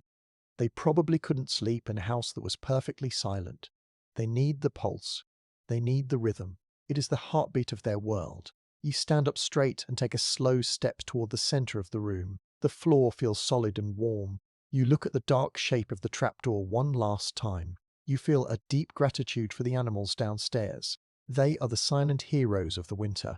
They ask for nothing but a bit of dry hay and a safe place to lie down, and in return, they give the family the gift of life.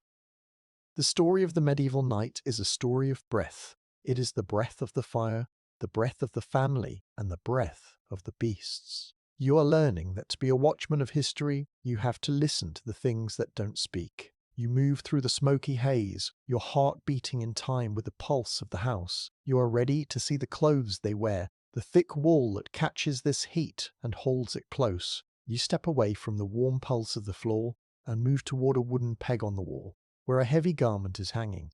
You reach out and let your hands sink into the fabric. This is a winter tunic, the primary clothing for anyone on the night shift. The first thing you notice is the weight. It is incredibly heavy, far thicker than any coat or sweater you might wear today. As your fingers grip the cloth, you feel a texture that is rough, coarse, and slightly sticky. This stickiness is a micro-history detail that tells a story of survival. It is the lanolin, the natural oil that stays in the sheep's wool even after it has been spun and woven. In the Middle Ages, people did not wash their woolen clothes with harsh soaps that stripped away these oils. They kept the lanolin in because it acted as a natural waterproof shield. If a villager had to step out into the sleet or the damp mist of the night, the oil would help the water bead up and roll off rather than soaking into the fibers. You can smell it, now a deep, earthy scent of damp sheep and old wood smoke. It is a smell that stays with you, a part of the night shift uniform. You run your thumb over the weave. It is a twill weave, which means the threads are crossed in a way that creates a diagonal pattern. This makes the fabric very strong and helps it block the wind. A historical fact about medieval clothing is that for a peasant family, a good woolen tunic was a lifetime investment. Wool was the most important fabric in Europe because of its incredible ability to hold heat even when it was wet. A person might own only 2 or 3 main outfits for their entire life. Because of this, they never took their clothes off during the winter nights. They slept in their tunics, their hose, and sometimes even their cloaks. Removing your clothes meant losing the body nest of warmth you had built up all day. In this cottage, getting ready for bed simply means pulling on an extra layer or wrapping a piece of cloth around your neck. Now take a moment for atmospheric silence. You hold the heavy sleeve of the tunic in your hand. The room is quiet, the only sound being the distant hiss of the snow against the thatch. You feel the density of the wool. It is so thick that it feels almost like a piece of soft wood. You realize that this fabric is the real wall of the house. The wattle and daub protect the family, but the wool protects the person. You can almost feel the heat of the many people who have worn this garment, their life energy trapped in the millions of tiny curled hairs of the sheep. You notice the color of the tunic. It is a dark, muddy brown, the natural color of a sheep's fleece. Dyes were expensive, so most villagers wore sheep's grey or earthy browns and tans. You see a small bit of fringe at the bottom where the threads have started to come loose. You imagine a mother sitting by the hearth light, using a bone needle to tidy up these edges so the tunic doesn't unravel. Every thread is precious. Every bit of wool represents hours of shearing, spinning, and weaving. It is a garment made of time and hard work. You move your hand down to the cuff of the sleeve. It is stained a darker color from years of use. You can see the marks of toil-spilled soup, dirt from the fields, and the soot from the fire. This clothing is not just for show, it is a tool for living. You imagine the father pulling this tunic over his head in the dark of the morning, the heavy wool scratching against his skin.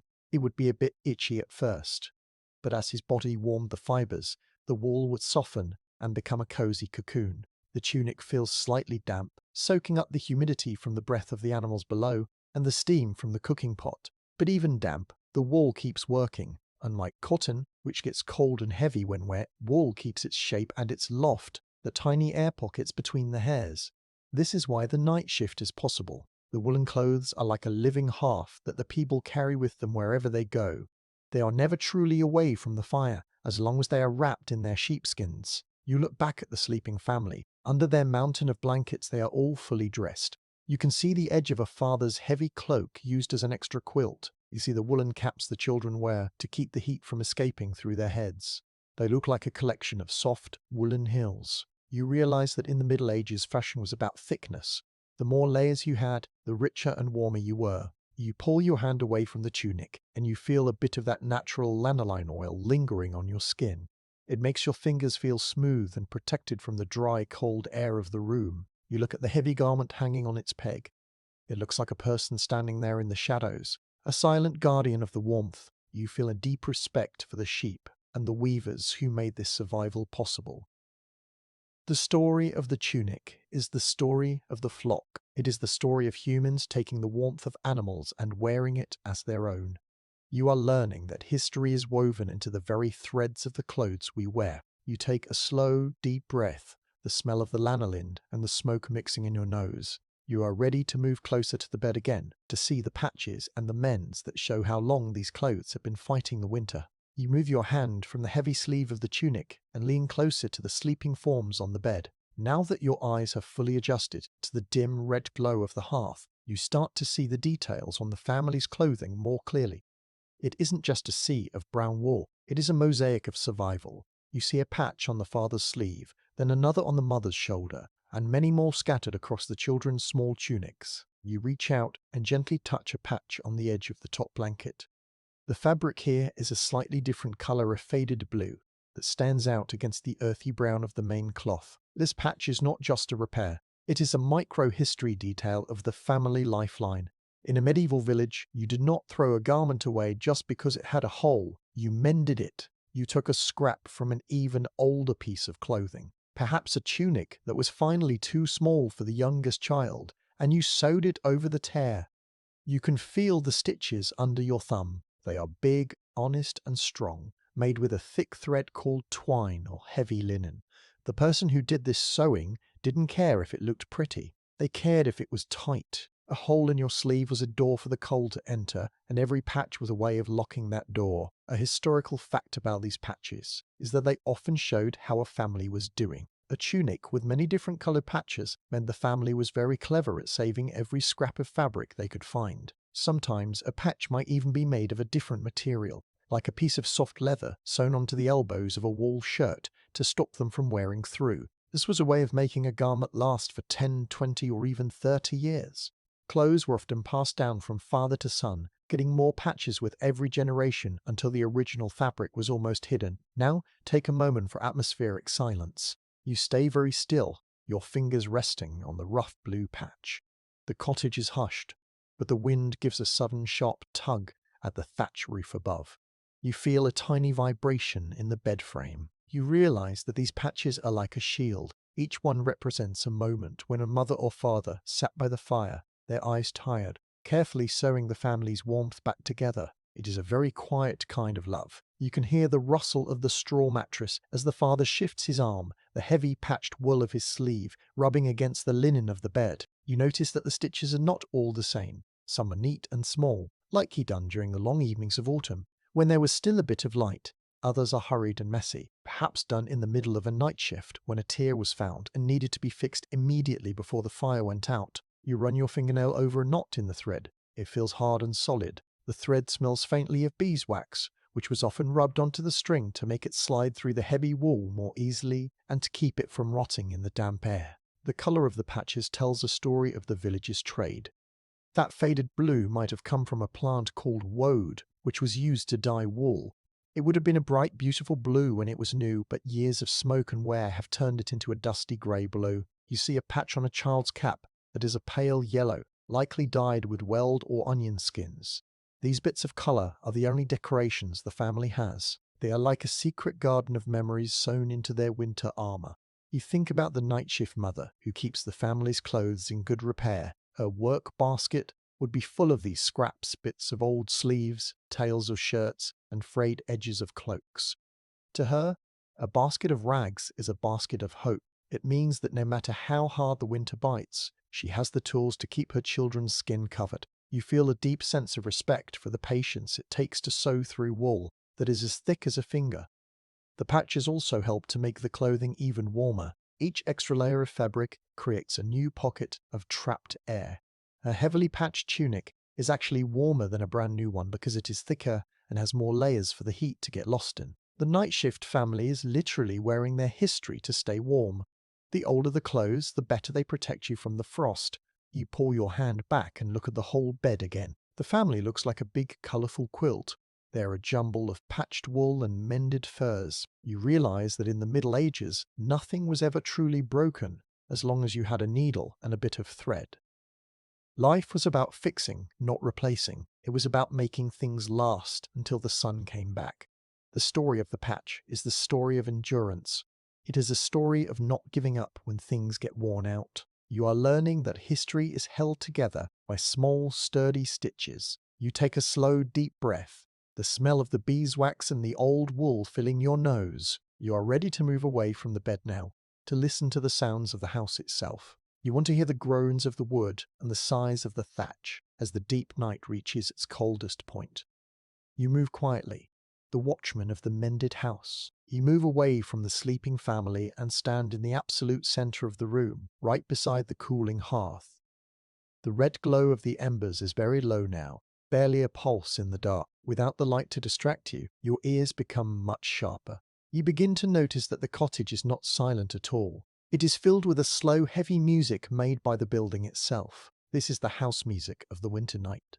A collection of groans, sighs, and clicks that tells you the house is reacting to the deepening cold outside. As the temperature drops toward the middle of the night, the big wooden beams in the ceiling and the walls begin to change. This is a historical fact of medieval timber-framed houses. The wood is alive, in a way. Even though the trees were cut down years ago, the massive oak beams still shrink and expand depending on how cold or damp the air is.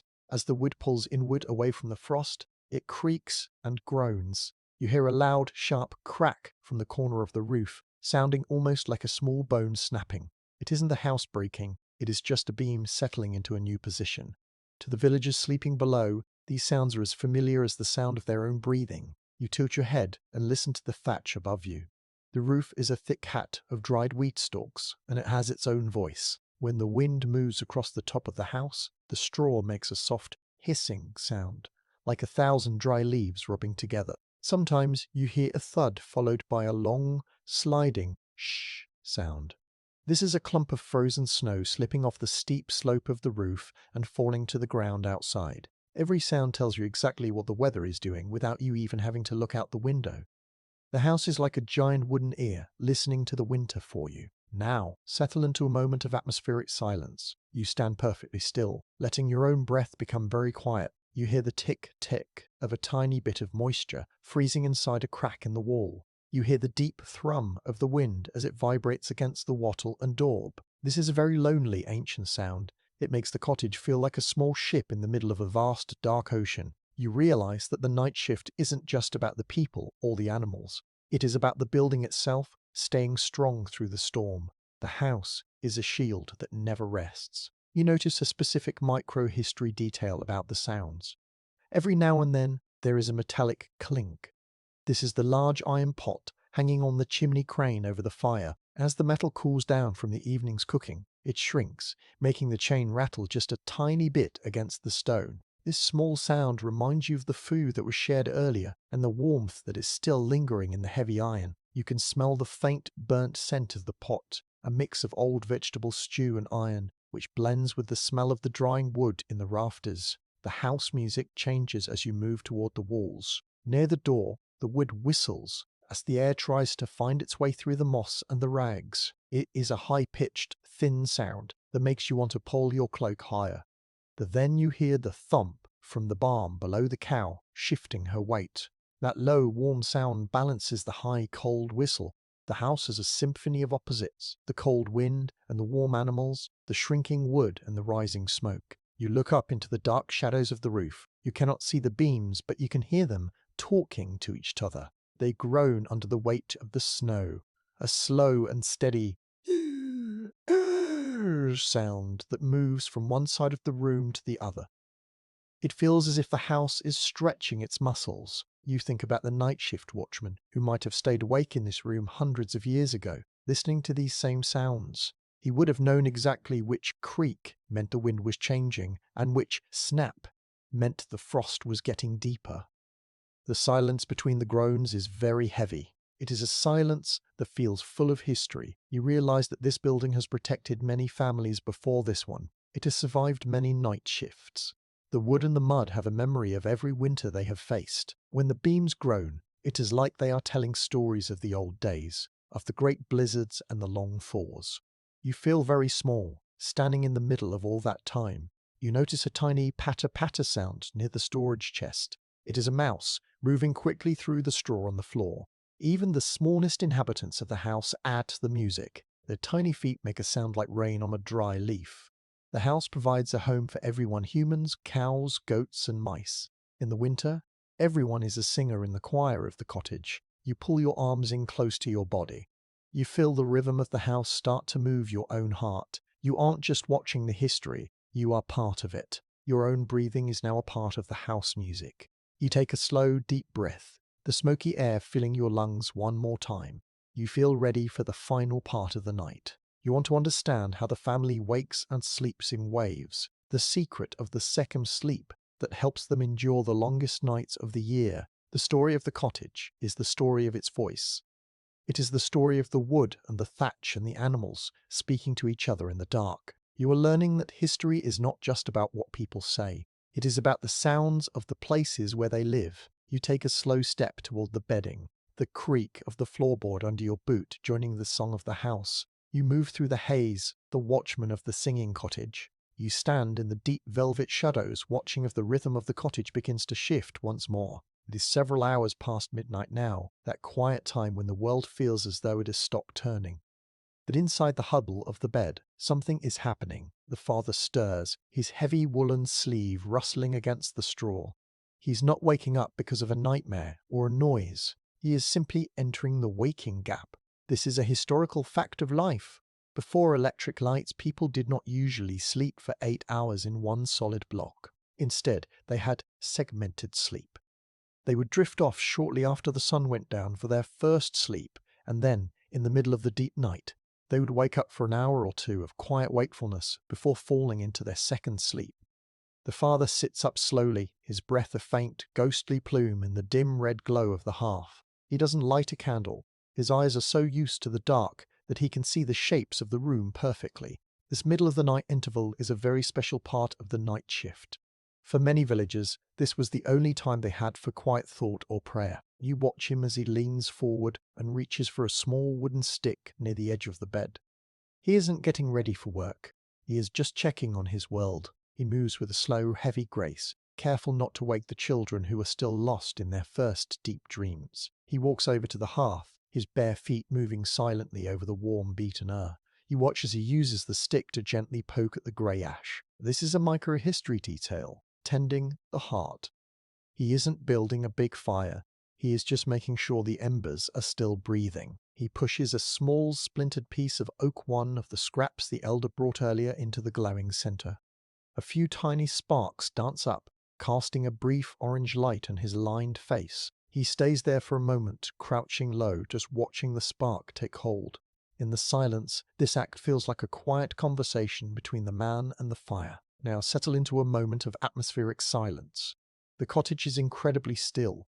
You can hear the tick of the new wood catching the heat. You hear the father's slow, steady exhale as he watches the glow. Outside, the wind has died down completely, leaving the village in a state of absolute frozen peace. This is the gap where the night shift becomes a time of reflection. The father isn't thinking about the taxes he owes or the work in the fields. He is just being present in the warmth he has created. You feel the weight of the night pressing against the walls, but inside this small circle of light, everything is all right. You notice a specific thing he does next. He moves to the small table in the corner and picks up a wooden cup. He takes a slow sip of water that has been sitting near the hearth, so it is not ice cold. Then, he stands by the wall and listens. He is listening to the animal pulse from below. A cow gives a soft, muffled grunt, and you see the father give a tiny, satisfied nod. He is checking his bank account, making sure his livestock are safe and warm. This waking gap was often used by farmers to do a quick check on the barn or to make sure the doorcloths hadn't slipped. It is a time of quiet vigilance. The color of the room feels different during this waking gap. The red of the embers is a bit brighter now that the new wood is catching, but the shadows in the corners seem deeper and more solid. You see the mother stir in the bed. She doesn't get up, but she opens her eyes and watches the father for a moment.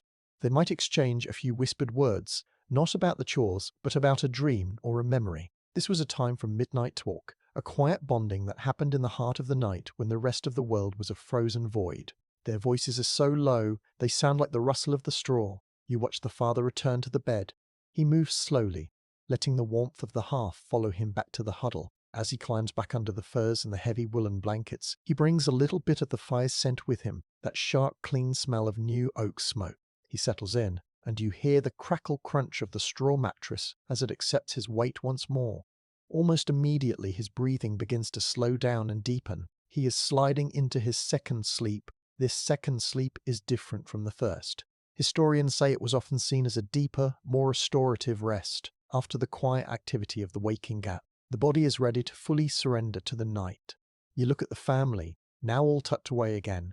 They look even more peaceful than before. The waking gap has acted like a bridge, helping them cross from the worries of the previous day into the hope of the coming morning. They are now in the most protected part of their rest, guarded by the walls, the animals, and the second sleep. You stay in the center of the room, the watchman of this quiet transition. You realize that segmented sleep was a very natural way to live. It allowed the people to check their fires, their animals, and their loved ones without feeling like they were losing rest. It turns the long, dark winter night into two shorter, manageable pieces. It gave them a sense of control over the darkness. You feel a bit of that peace yourself, your own heart beating in a slow, steady rhythm that matches the house. You look at the hearth. The new piece of wood is glowing. A steady, bright orange now. It will provide enough warmth to carry the room through the final, coldest hours before dawn. The smoke rises in a straight, thin line toward the rafters. You feel the history of this house in the silence. Thousands of nights have passed just like this one, waking, tending, whispering, and then falling back into the deep embrace of the straw. You pull your cloak tight and take a slow breath. You are ready for the very last part of the night shift. You are ready to see the first pale light of the morning, and the way the frost looks on the walls when the sun begins to think about rising. The second sleep has begun for the family, and you are the only one left to watch the transition from night to day. You move quietly toward the window, your eyes fixed on the thin cracks in the shutters. The story of the segmented sleep is a story of human rhythm. It is a story of finding a place for the mind to wake up even when the sun is gone. You are learning that to truly know the past, you have to understand how the people measured their time in the dark. You take a final, warm step, the watchman of the two sleeps. You stand by the window as the very last hour of the night begins to fade. The air inside the cottage has grown thin and very still. The second sleep of the family is at its deepest point, and you can barely hear the sound of their breathing over the quiet hum of the house. You lean forward and place your forehead against the cool wooden shutter. You are waiting for the pale dawn, that first ghostly change in the light that tells the world the sun is coming back. Even before you see the light, you feel the cold getting sharper. This is the dawn chill, a historical fact that every villager knows. Just before the sun rises, the temperature drops to its lowest point, as if the night is giving one last cold bite before it has to leave. You look at the edge of the shutter where it meets the timber frame. In the very dim grey light, you see a beautiful and strange sight. A thin layer of white frost has begun to grow across the wood. It looks like delicate silver lace or tiny frozen forests. This is hoarfrost, and it forms when the warm, moist air of the cottage hits the freezing wood of the window. You reach out and touch it with a single finger. The frost is so light, it feels like cold dust.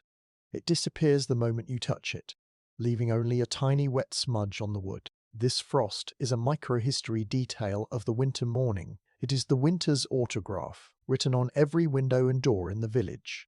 Now take a long, slow moment for atmospheric silence. You are standing in the grey hush of the morning.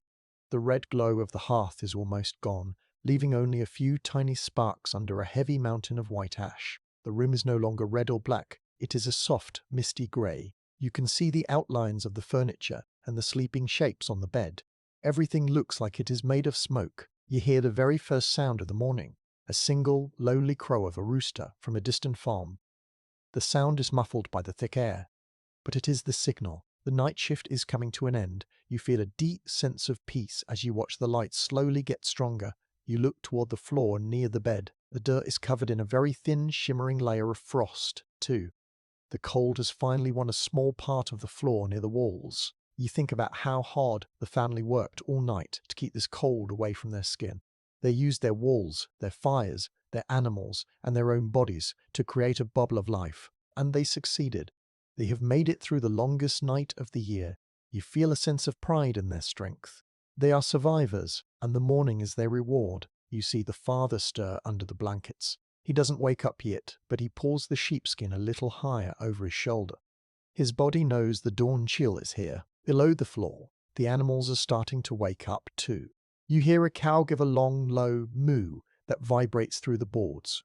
It is a slow, sleepy sound, like a giant yawning. The animal pulse is changing from a slow heartbeat to a steady rhythm of movement. The goats are beginning to rustle in their hay, and you hear the clop of a hoof as someone stands up. The heat from the barn will soon get even stronger as the animals start to move around. The color of the room is shifting from grey to a pale, cold yellow. The light is coming through the tiny cracks in the thatch and the gaps around the door. It isn't a warm light, but it is clear. It shows you the soot on the beams, the patches on the blankets, and the dust dancing in the air. You realize that the cottage looks very different in the morning light. It looks a bit smaller and a bit more worn out, but it also looks like a place that has done a good job. It is a house that has kept its promise. You walk over to the hearth and look at the ash. You know that in just a few minutes, the mother will wake up. She will reach for a small handful of dry straw and blow gently on those tiny red embers you saw earlier. The fire will come back to life, the pot will start to hiss, and the day will begin. But for now, there is still this beautiful, quiet moment of between. The night is over, but the day hasn't started. It is the most peaceful time of the night shift. You feel the heaviness of your own cloak. You have walked the paths, touched the walls, and watched the sleepers. You have seen the wooden guardians and felt the warmth of the stones. You have been the watchman for a world that most people never see. You feel a deep connection to the history of this village. You understand now that staying warm wasn't just about fire. It was about everything. It was about the moss in the walls, the oil in the wool, and the love in the huddle. The light is bright enough now that you can see the individual stalks of straw in the mattress. You see a small wooden toy, a carved horse lying on the floor near a child's hand. It is a reminder that even in the middle of a struggle for survival, there is still room for play and for being a child. The night shift is not just a story of hardship. It is a story of life continuing. No matter how cold it gets, you take one last, slow breath of the cottage air. It is cold now, smelling of old smoke and frozen earth. You are ready to leave the family to their mourning. You have done your job. You have watched over them through the dark. You feel a sense of completion, like a book being closed after the last page has been read. The story of the medieval knight is a story of endurance, and you have seen it with your own eyes. You move toward the door, your boots making a final soft thud on the earthen floor. You don't need the lanthorn anymore. The world is becoming visible on its own. You look back at the bed one last time. The family is still sleeping, safe and warm under their mountain of wool. They have won. The sun is coming and the frost is starting to melt. You turn the wooden handle of the door and step out into the crisp, new air of the morning. The world outside is vast and white and very, very still. The stars have faded into the pale blue of the morning sky, and the moon is nothing but a ghost of itself. You can see the whole village now, every roof covered in a thick, sparkling blanket of snow. The air is so quiet you can hear the heartbeat of the earth. You feel a great sense of calm washing over you. The long watch is over, and the danger of the dark has passed. You are safe. The people in their cottages are safe. The world is beginning to stir, but for a few more minutes, you can just stand here and breathe in the peace of the new day. Your journey through the night shift has come to a gentle end, and you can let the heaviness of the night fall away from your shoulders. Rest now, knowing that the warmth has held firm, and the morning has arrived exactly as it was meant to. The sun is rising, the gates are opening, the watch is ended,